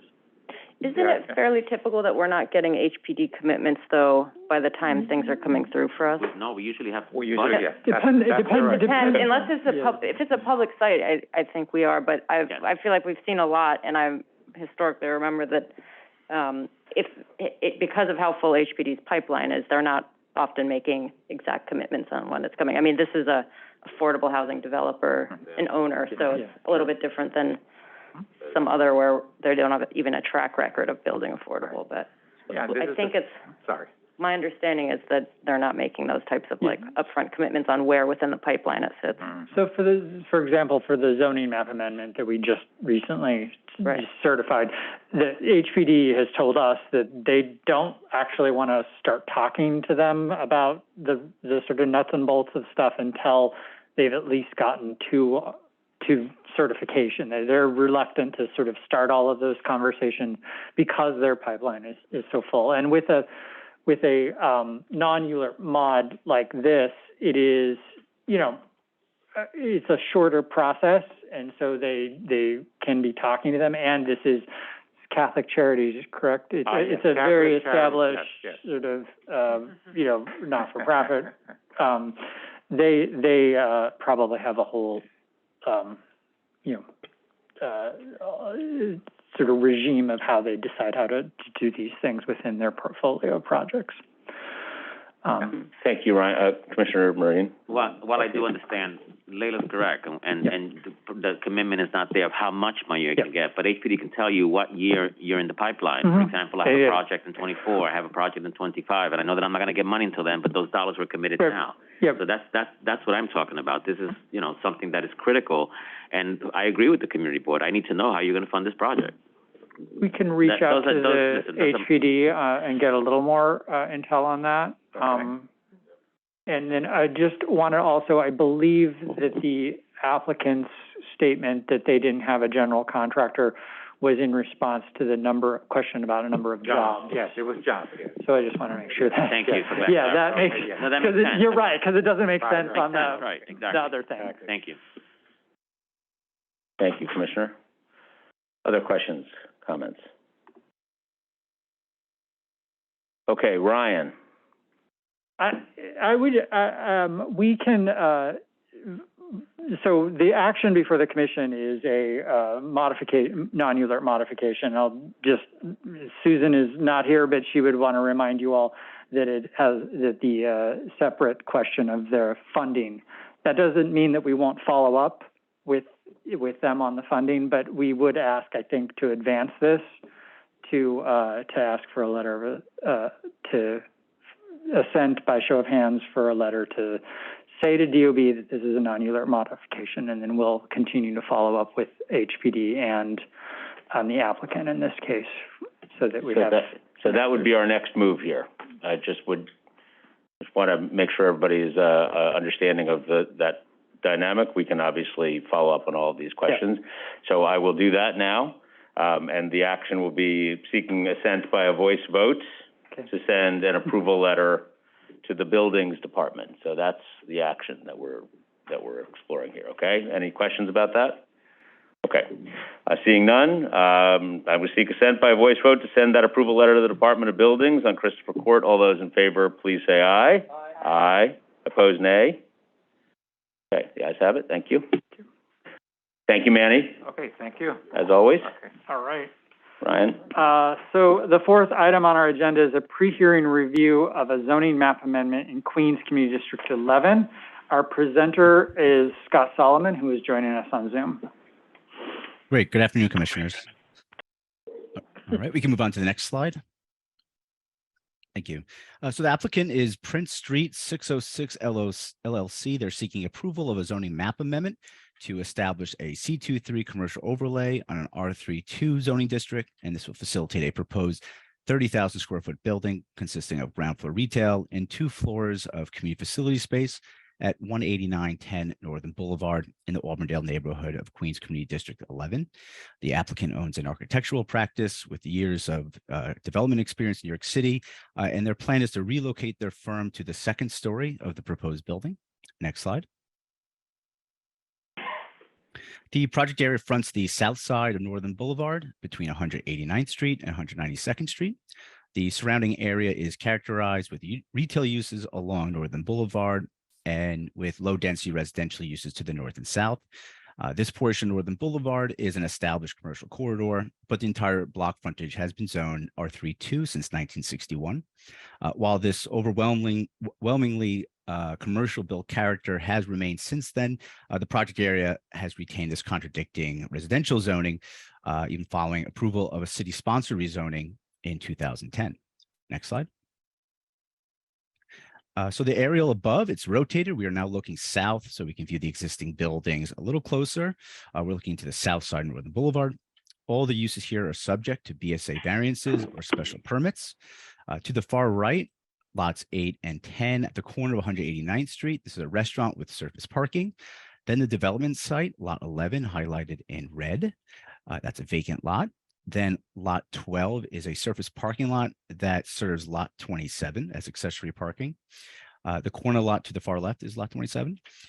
Then lot 22, this includes a cosmetic wholesaler and a now vacant auto repair shop. And then that corner lot, this includes 2 medical offices, a furniture store, and a cell phone retailer. All the legal non-conforming uses in the project area are operating pursuant to previous BSA approvals and extensions, all of which CB11 has supported. Next slide. Following our photos of existing conditions, photo 1 on the left, the development site, again, currently vacant. Photo 2 on the right, we have the development site to the right, north side of Northern Boulevard to the left. Next slide. So this is a view of an as-of-right medical building across the street, slightly outdated. Under construction there. It is now occupied by a medical practice. So while there are insufficient commercial zoning on a major thoroughfare like here in Northern Boulevard, there has been a development pattern where medical facilities has filled in this gap since community facilities are allowed, but local retail or other commercial uses are not. And then on the right, this is a view of the western end of the project area. We're seeing a residential building that would be partially within the project area. Less than 50% of the footprint is in the project area. So conversion to commercial would not be facilitated by this particular side street facing property. Next slide. And then photos 5 and 6, we're showing the rest of the existing commercial uses fronting Northern Boulevard. Next slide. In terms of the proposed development, the rezoning would facilitate the approximately 30,000 square foot building.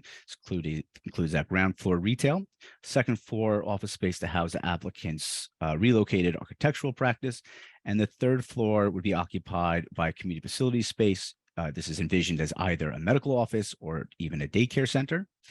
35 required attended parking spaces would be provided, and the building would reach a maximum building height of 40 feet. Next slide. So to facilitate the proposed development and bring the other uses into conformance, the applicant proposes a zoning map amendment. This would establish the C23 commercial overlay on the existing and a proposed expanded R32 zoning district. The R32 district is proposed to include the entirety of the northern boulevard facing lots, and this slightly reduces the depth of that R3X district to the south. Next slide. The Queens Community Board 11 voted to disapprove the application. This is by a vote of 10 in favor, 27 against. Those who supported the rezoning brought up the existing built character and the opportunity to remove hurdles to businesses in the future, while those in opposition expressed a preference for property owners to seek ad hoc relief from the BSA, which would allow the Community Board to review and set conditions for all new proposed development. Next slide.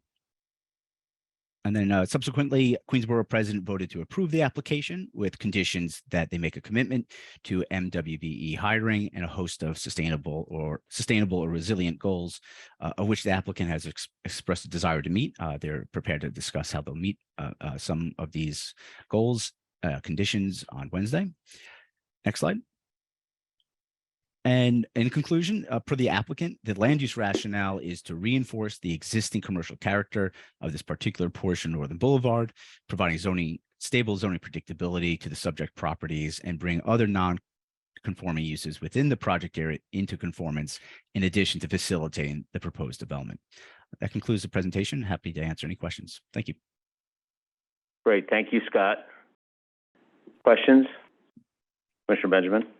Yeah, just since this is just a rezoning application, none of what the applicant is saying is what would necessarily occur. Any existing use or commercial use that is permitted under the C23 would be permitted and could occur. Is that correct?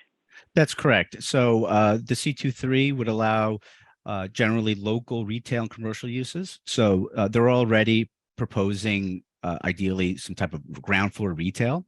So that is TBD as far as tenants in the future.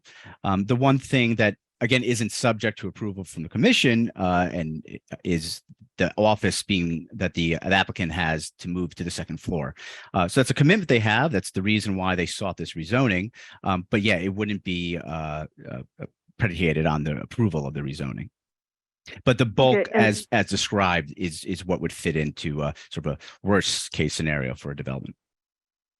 Understood, but I also don't understand, particularly since this is an architectural firm, and we all know they have a great sense of design. One, why they would want to have a daycare center on top of their office? Seems very problematic. Yeah, I think it's something they've talked about that they welcome, but they're also open to what community facilities would be needed in this community. They've heard needs for daycare centers. They've heard needs for senior daycare centers. And then there's also just a general need for, or there's been a need for medical offices. They've been popping up throughout. So yeah, they're for illustrative purposes only. And these are just the typical type of uses they brought up.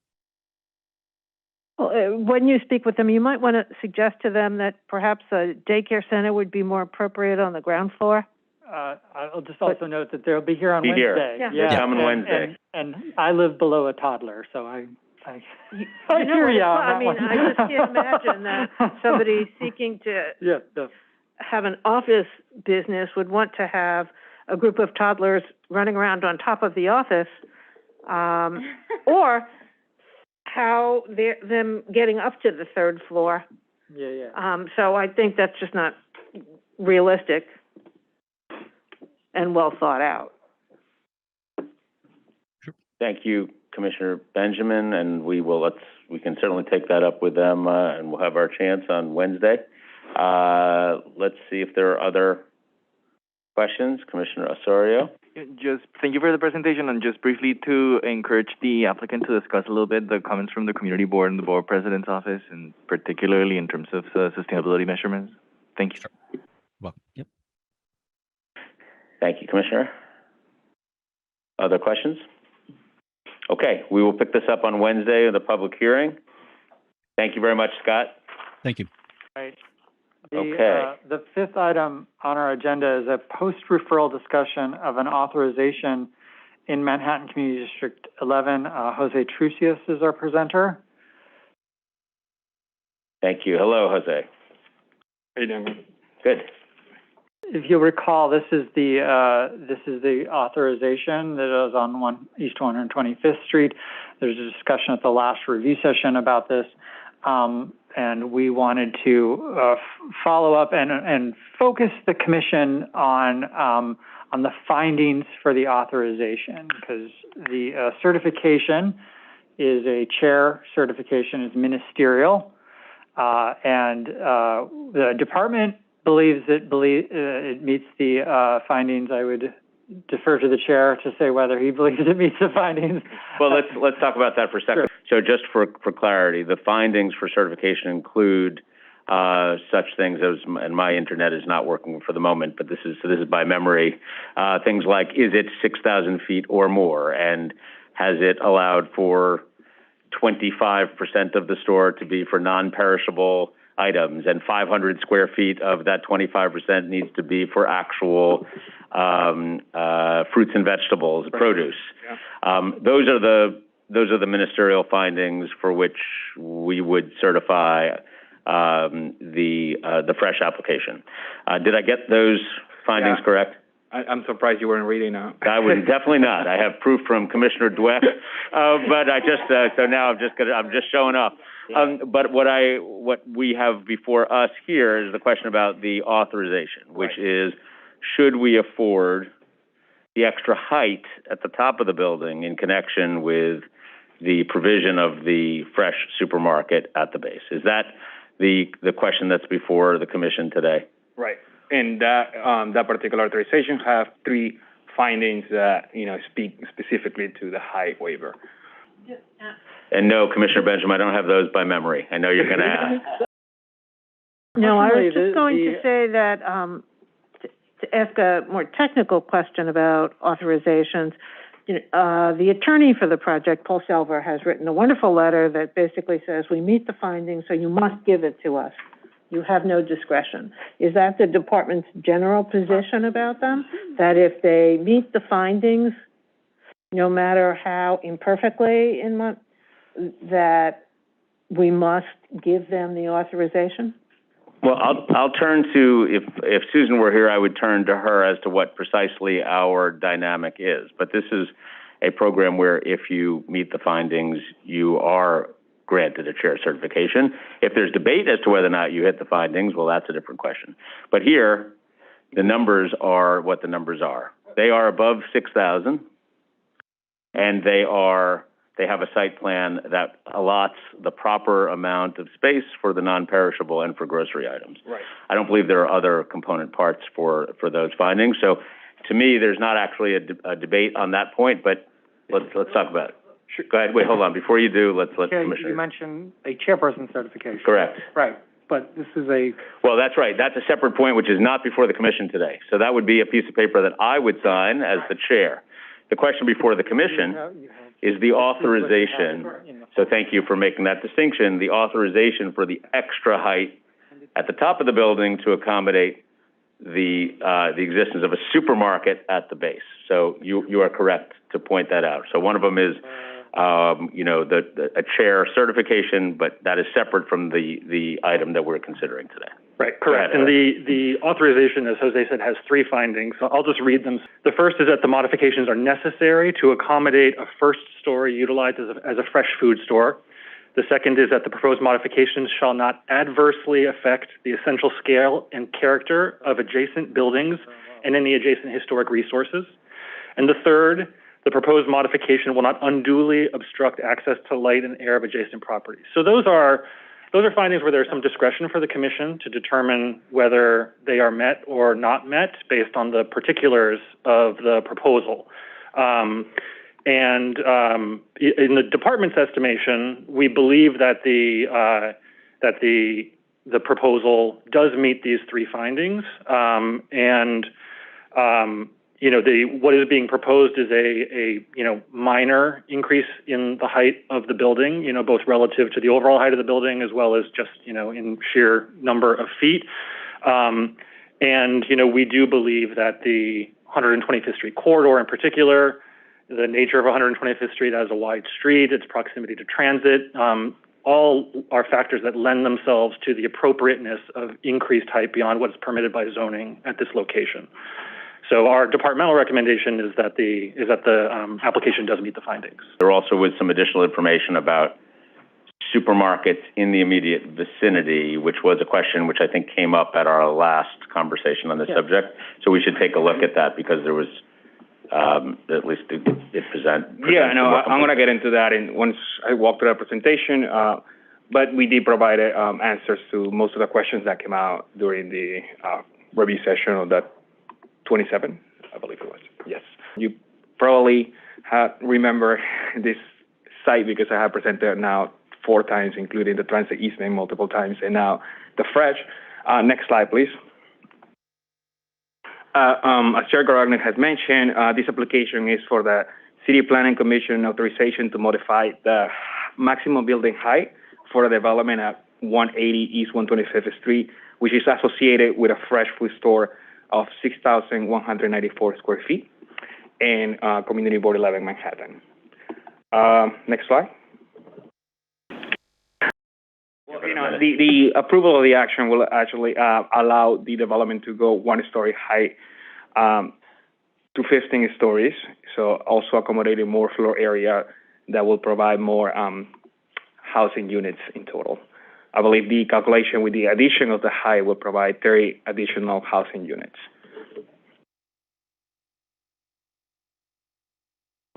Great. Let's just take a pause for 1 minute and see if we can get our technology up and running. We'll give you a breather, and we'll stand firm. Okay. Commissioner Osorio has a question or comment to tide us over.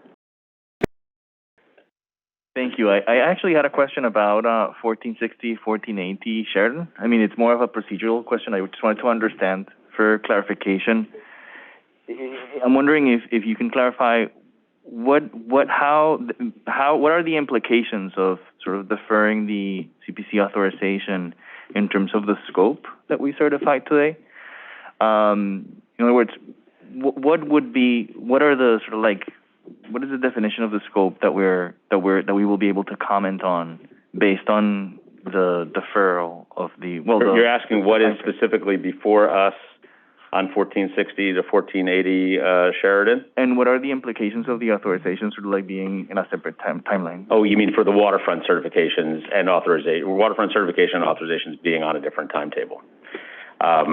So the rezoning that was certified today, the scope of that is as with any rezoning, whether sort of what's proposed and what is existing, sort of that defines the scope. So you could, but it doesn't dictate the site plan, right? And so the site plan itself will be much more the subject of the authorization, which will come later, where the scope would include things like, as we discussed, the location of the view corridor and sort of how that interacts, right? And so the rezoning could theoretically be approved, and then the authorization could be modified to change the site plan, and there would be no issues with scope on those things. Thank you. Yeah. So that discussion would still be considered within the scope. Yeah. Okay. Cool. Yeah. Thank you, Commissioner, and thank you for allowing us to filibuster for the necessary time to get our technical issues resolved, which they now are. And so I will then refocus the Commission and anybody who is watching that we are back now on 180 East 125th Street, the fresh authorization. Jose, you can power through things that we have already covered and discussed, but go right ahead and bring this forward. Yeah, just in terms of locating ourselves, the proposed development is located in Block 1773, and the zoning lot includes Lot 20 and 27. It is bounded by the East 125th Street, north of East 124, 3rd Avenue to the east, Lexington Avenue to the west, and the zoning lot, contains 78,000 square footage. It is in a C4 4D district, and the underlying regulations are modified by the special 125th district, the special transit land use district, and East Harlem corridor to a portion. Next slide, please. All right. So quickly, yes, in terms of timeline, the proposed development will be located solely on Lot 27, and it's where the former Pathmart site was located. We discussed this in the previous review session. The Pathmart was about 49,000 square footage of, supermarket.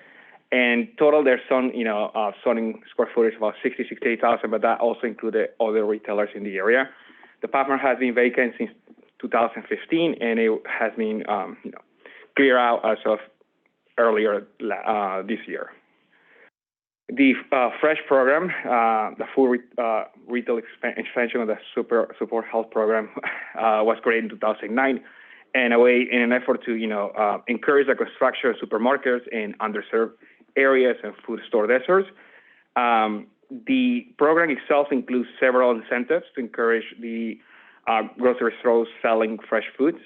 And in 2021, there was a revamp to ensure that there were, measures to prevent overconcentration of fresh food stores in the area, as well to expand the program because given the success of the program since 2009 to 2021, it has been, refined, and it was known as Fresh 2. There is an NTA easement also that was approved earlier this year in February.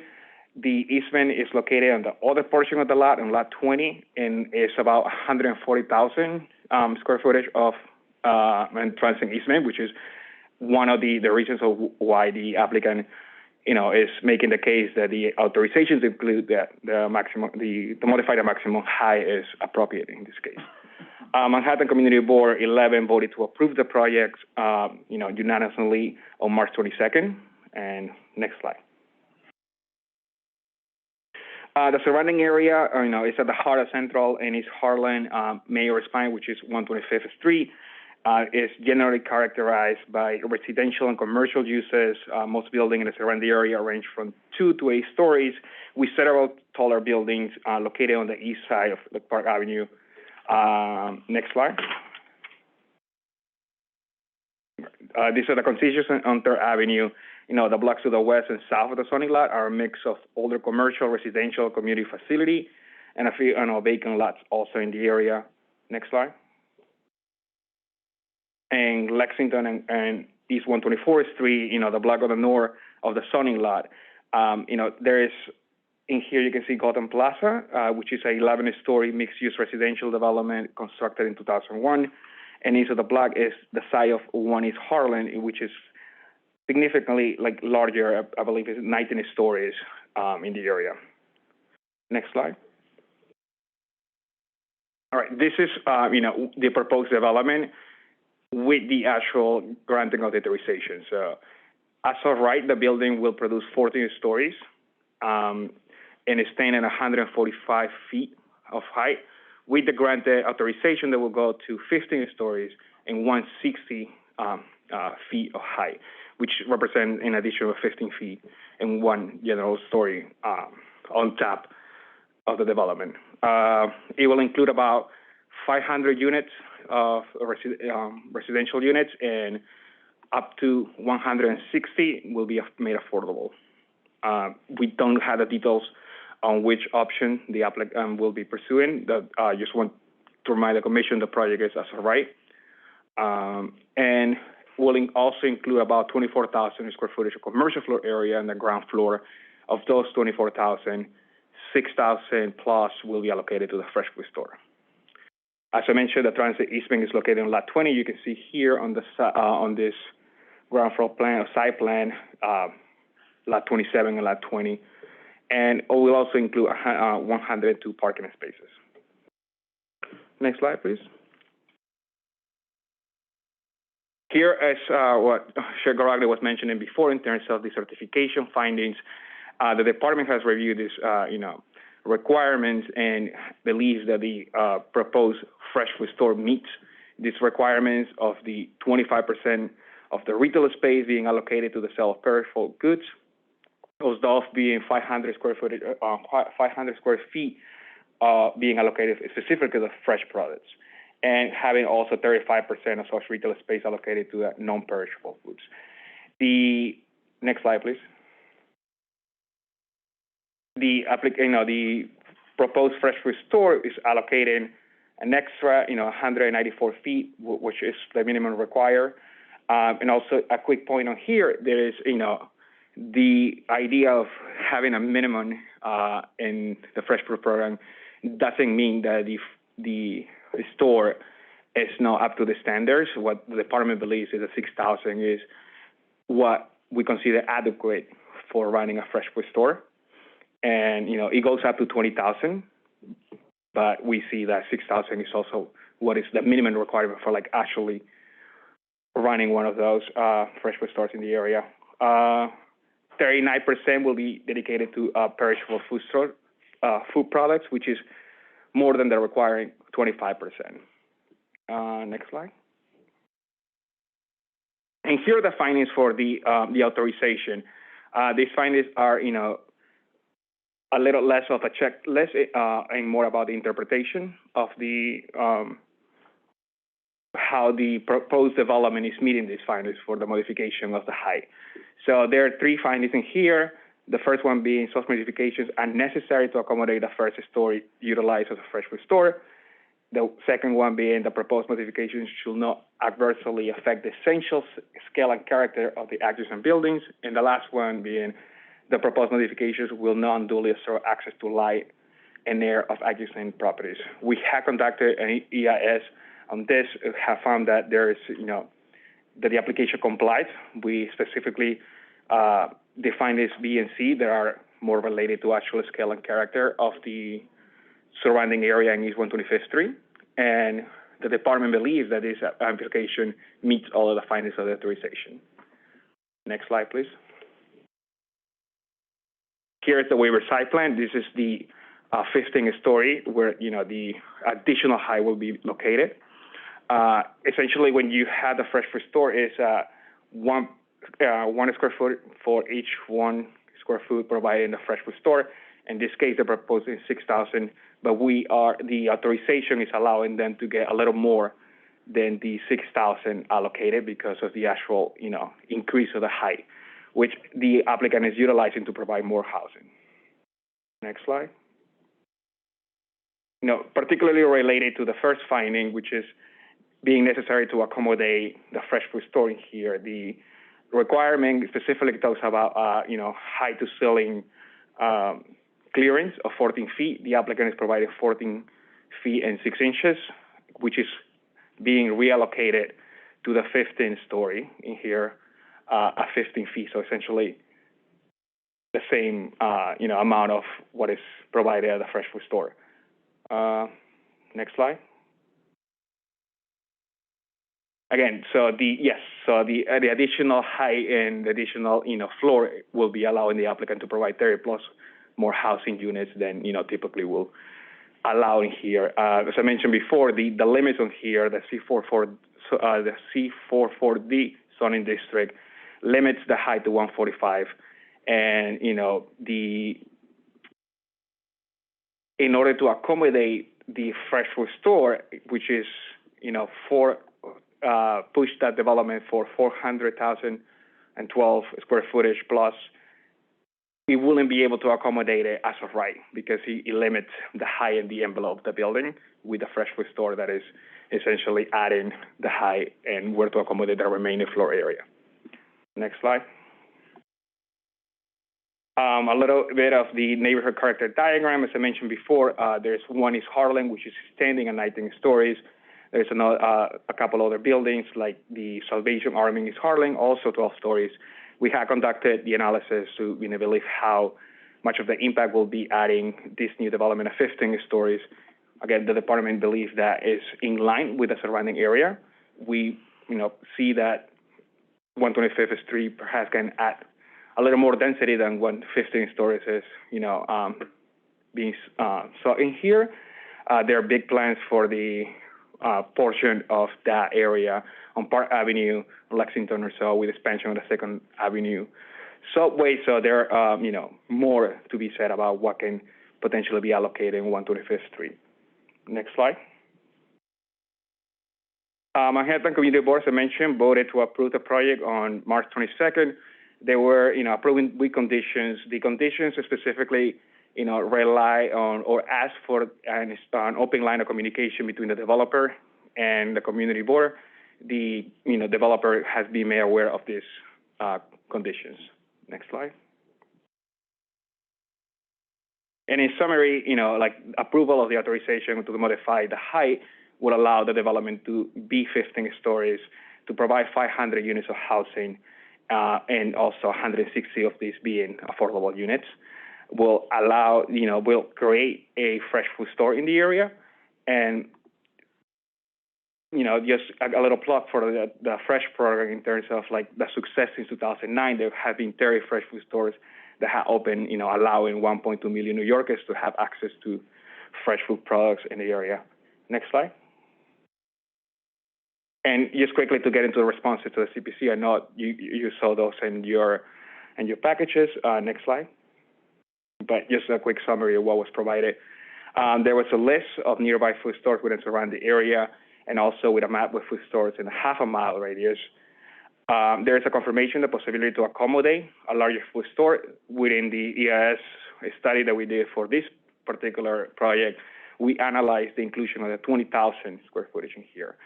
That being said, if even Brooklyn Fair, who is actually the prospect food operator, wanted to increase their footprint in this particular development, they will have to come back to us to modify the certification. So we had to do another certification for a fresh food store, but that will be a lower list because they already had done the analysis that supports that the 20,000 square footage will be appropriate in this area per the EIS.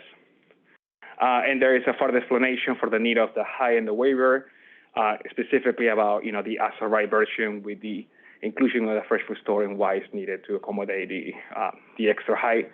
The letter of intent from the fresh food operator was also shared with you guys, and Fresh by the Numbers report that was published earlier this year.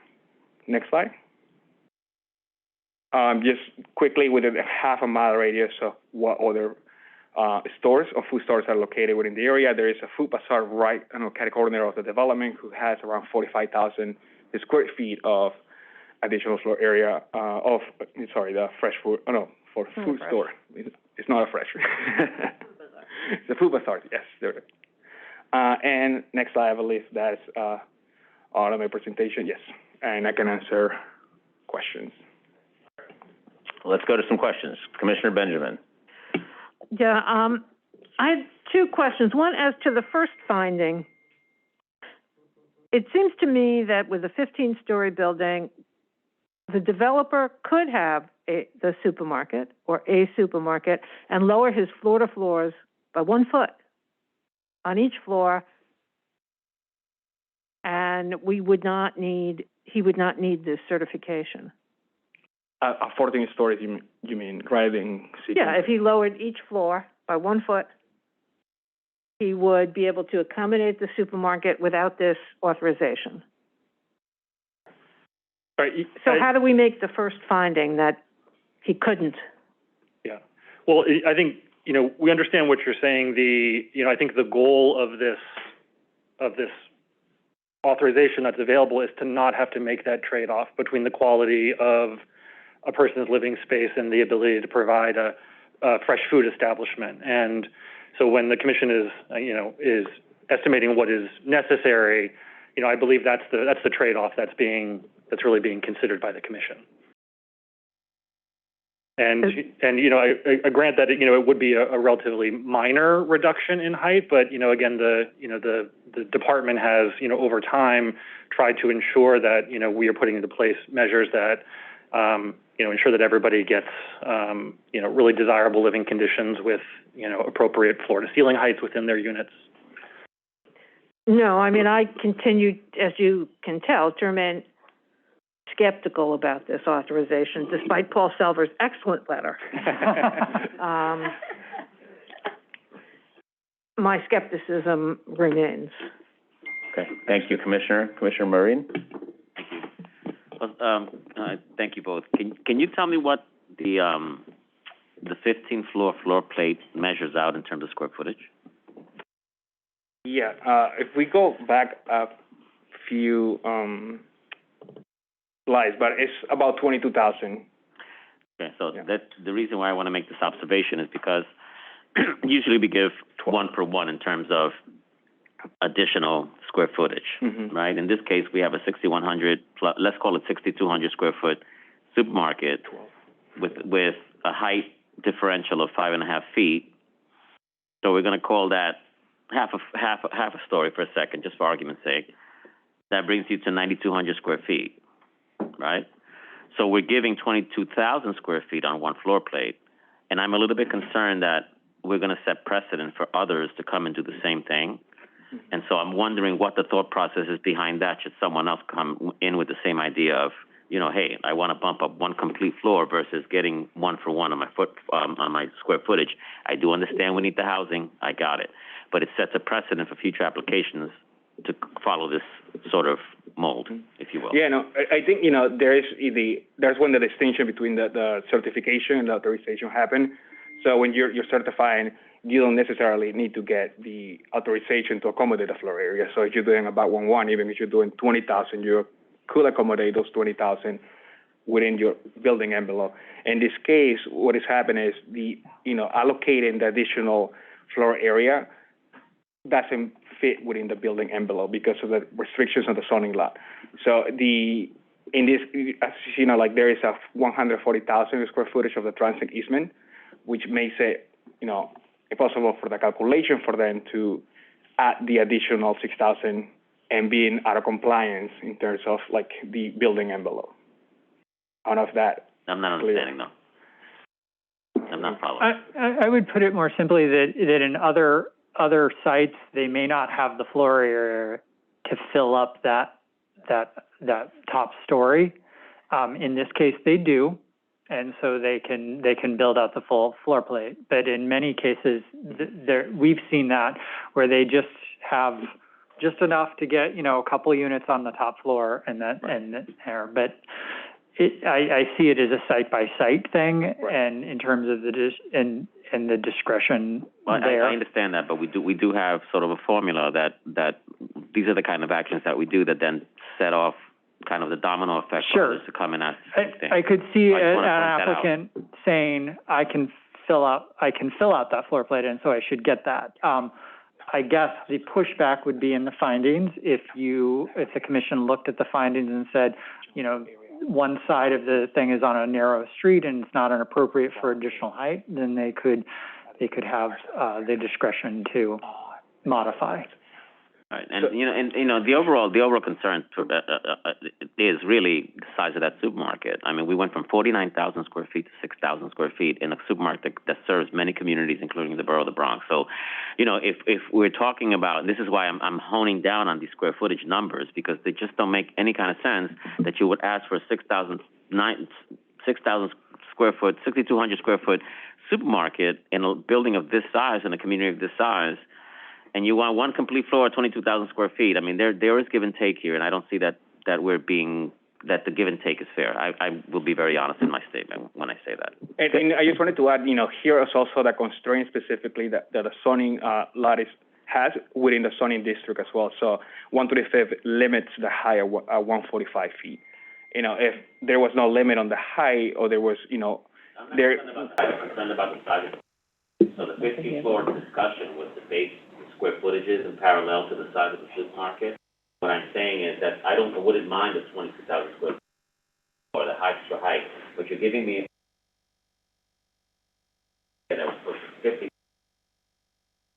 in terms of what I'm giving back to the community. That's my concern. I really feel that 6,000 square foot that only has certain products, because they're only, so that's the discussion here. Out, I think that, again, there is this precedent here for a fresh market, right? And I don't feel we're giving back, or the developer, excuse me, is giving back what this. Sorry, Jose.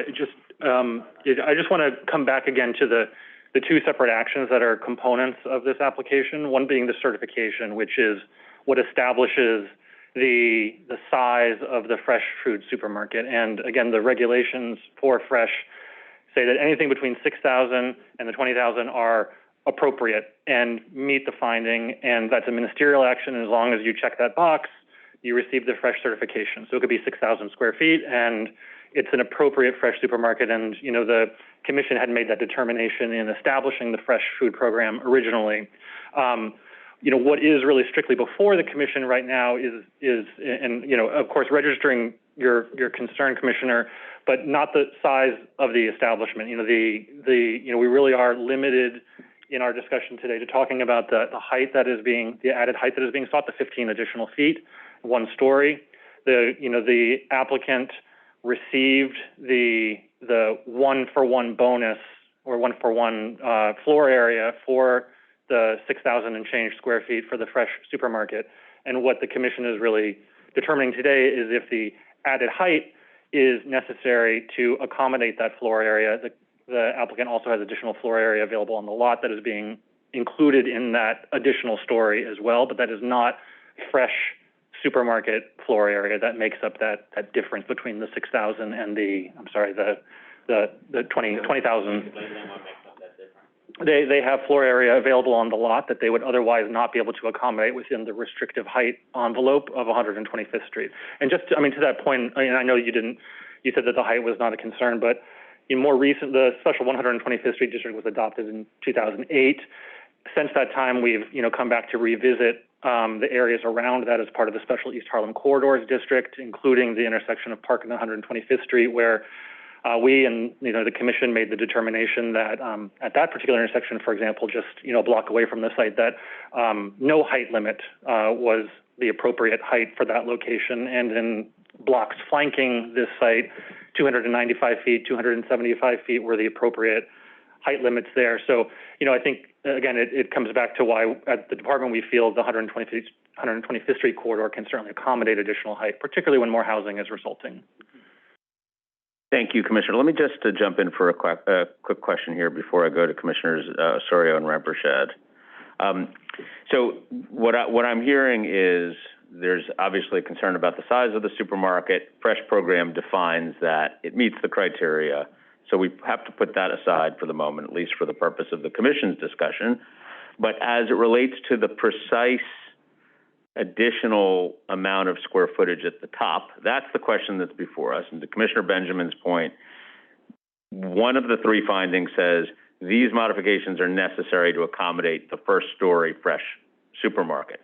So again, putting aside whether that supermarket should be bigger, it's at the basically at the minimum of where it can be to qualify for a fresh supermarket. I think the question that's being presented, and I think we should discuss this for another couple of minutes, is how does this project get from the 6,000 supermarket to the 22,000 square feet at the top? One would think intuitively, you give 6,000, you get 6,000. So tell us why, and just explain this in a little more depth, because I think it will be useful here, how we get from 6,000 to 22,000, recognizing that the comments that have been made are really not about the concern of the heights. They're more about are we getting what we're giving here? And so let's focus on that, because it doesn't sound like there are particular concerns about the size and scale and character of the neighborhood, access to light and air. This is on 125th Street after all. Extra 15 feet is not going to do the functional make or break in terms of light or air. I don't mean to speak for anybody else in this panel, but I'm just sort of trying to recite what I'm hearing here. So let's focus on the 6,000 to 22,000 question, if you don't mind. Yeah, and just to be clear on that point, so I think to make it more simple, is the applicant is not applying, there is no additional floor area being generated through this fresh, because the zoning law generates enough floor area that they're not able to allocate because of the restrictions of the height within the zoning district. So if it was a separate case and they needed more floor area, then it would be a 1-by-1 type of bonus. But in this case, they have enough floor area to accommodate the extra, 22,000 that's generated from the zoning lot. But due to the limitations of the height, they're not able to utilize that. So once we grant the authorization and we say, it's appropriate for this, they're getting the entire 15th floor, and that 15th floor has more floor area that they're able to accommodate within the building. I see. And so once we accommodate the additional 15 feet, they have the existing floor area themselves. Right. So we're not granting the floor area. We're granting the height, essentially a height waiver here to allow them to use the 6,000. And by the way, they have the ability to use an additional 16,000 on that same floor. Okay. Yeah. Got it. All right. Well, that's clear enough. Okay. Hang on a sec. I got to go to Commissioner Osorio and Rampersad, and then I'm coming to Commissioner Dweck. Thank you, Chair. Really quickly, I just wanted to say that I concur with Commissioner Benjamin and Maureen, and I wanted to just ask a quick question. So at some point earlier, you said that the minimum required amount of square feet didn't really met your general expectation, but that you thought that it generally worked. I'm wondering what is the rationale behind that? Like how do we know that this is enough, right, given the circumstances? Yeah, no, I mean, what I meant to say is that in the department, and especially just given that we have revamped this application as of 2021 fairly recent, and there were not, comments or questions or concerns about the specific 6,000 minimum required for a fresh food store. So the department believes that 6,000 is enough and, enough space to run a fresh food store area adequately. It doesn't mean that, because it's the minimum, it's going to be worse than a 20,000, fresh food store. That was my statement. Sorry.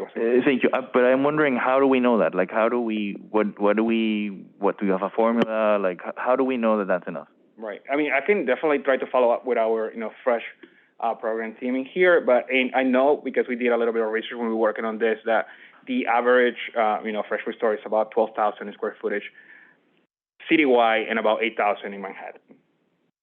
Okay, Bill, thank you.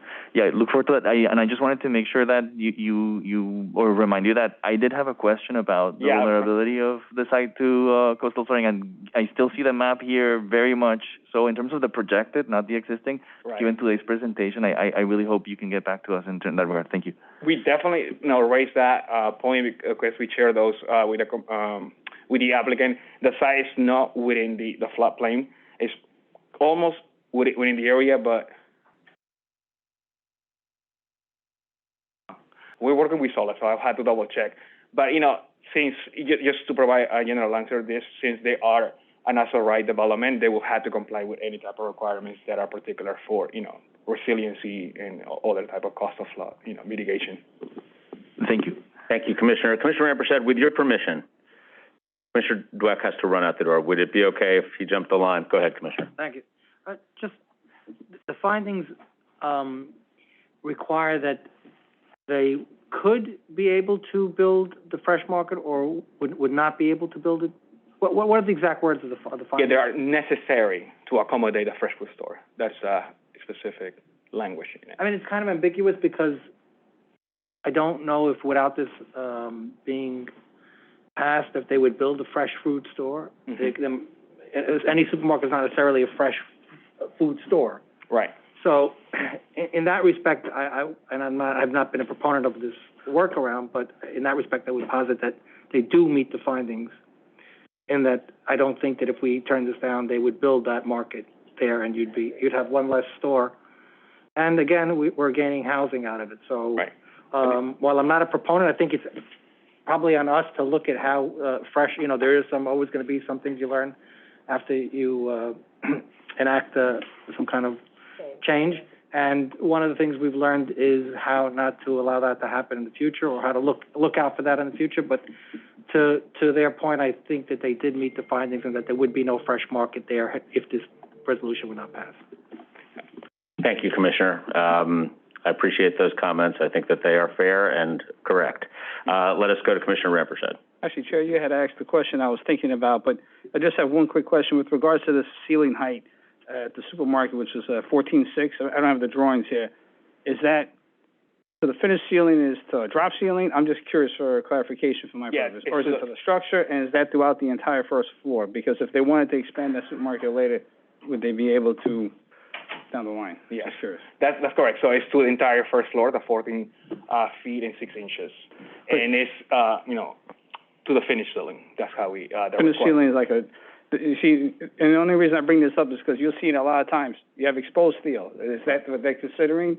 Or are they considering to like a drop ceiling, which is like here? Drop ceiling, yeah. You got like 2 feet, Yeah, we have a lot of conversations, and I think that's very typical for a lot of fresh food stores in general, even those that are not seeking the authorization to have the 14 feet clearing. Okay, good. Minimum, yeah. Just want to make sure. Thank you.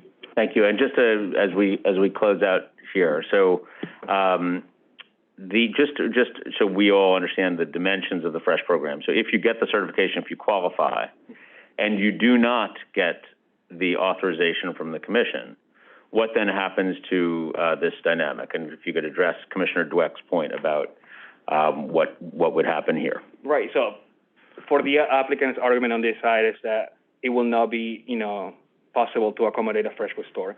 So it's likely that, it will be all commercial. In the bottom, as I proposed in 24,000, I wouldn't be able to tell you what will be. And if we approve it, then they are locked into providing that fresh food store, correct? Yes. So the authorization gets us the fresh food store, 6,000 plus square feet, and 30 units of housing.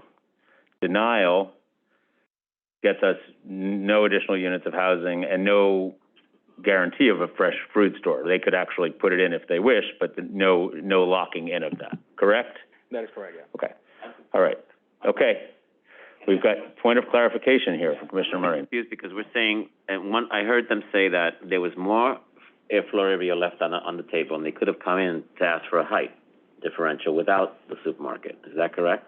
Or am I incorrect about that? There's no mechanism. There's no mechanism for them to that would be a full text amendment to open up the 125th Street. Oh, then I misunderstood you. Yeah. What I was understanding was that there was zoning left on the table, and they could have come in for a height factor request, but you're saying that that's not what they could have done. Right. The fresh program is what is allowing them. No, I do understand that, but and I'm not questioning that. I'm questioning the height because Commissioner Benjamin asked the question, and I also have the same concern. I mean, if the supermarket wasn't there, could they go for height? They can't. The answer is no. The answer is no. So the fresh supermarket is what's allowing that 15th story. Okay. Thank you. Thank you, Commissioner. Commissioner Benjamin. But I just wanted to reiterate, based on what you said, that they could lower each floor by 6 inches. So your presentation that we wouldn't get the extra floor and we wouldn't get the supermarket is not necessarily the case. They've made a decision that the floor-to-floors that they have chosen are the most appropriate. They could have a 15th floor in another way, and that is by lowering some of the other floor-to-floors. Or if there wasn't a supermarket there, and it was just a normal floor, they might not need anything else in order to have the extra floor. Thank you, Commissioner. I guess my observation on this is that this is an incentive program. We are trying to incentivize people to put in supermarkets in places which need them. And I recognize that there's reasonable debate and maybe even dispute about the proper size of a supermarket here, but it's an incentive program. And the incentive is we will give you a little relief at the top if you actually put in a supermarket at the bottom. So I completely agree, Commissioner, that yes, they could have, but this is a program that's trying to encourage them to take advantage of the opportunity. And I think that's what, that's really the question that is at play here. So, okay, so I think unless there are other questions, we will schedule this one for a vote at a later date. Really appreciate the thoughtful engagement on this topic, and we will bring it back at a later date. Thank you, Jose. Thank you, Eric, for all of your work on this one. And I don't know how many more actions you can come back to us on this building, but we'll look forward to seeing you again. Hopefully, we can close the chapter and then we see something happening. Yeah. Thank you, Jose. Thank you. Okay, Ryan. All right, so future votes for consideration on Wednesday, April 12th, 2023. Staff have prepared reports on 6110 Queens Boulevard rezoning. This is a zoning map amendment that will enable the operation of a gym. Staff is recommending approval. Also for consideration on Wednesday is 2650 Brooklyn Queens Expressway West rezoning, a zoning map amendment that will enable the expansion of a gym. Staff is also recommending approval. Finally, for Monday, April 24th, 2023, staff are preparing a report for the Cole Street development. This is a city map amendment and special South Richmond district actions that will enable the development of 101 units of housing. So if there are any further questions on any of those, we can try to get answers before Wednesday. Otherwise, that's what. Okay. I think we're good. Ryan, thank you. Everybody, thank you very much. It is going to be a lighter agenda on Wednesday than it was on Monday. So we appreciate your time and attention, and we are adjourned for the day. Thanks, everybody.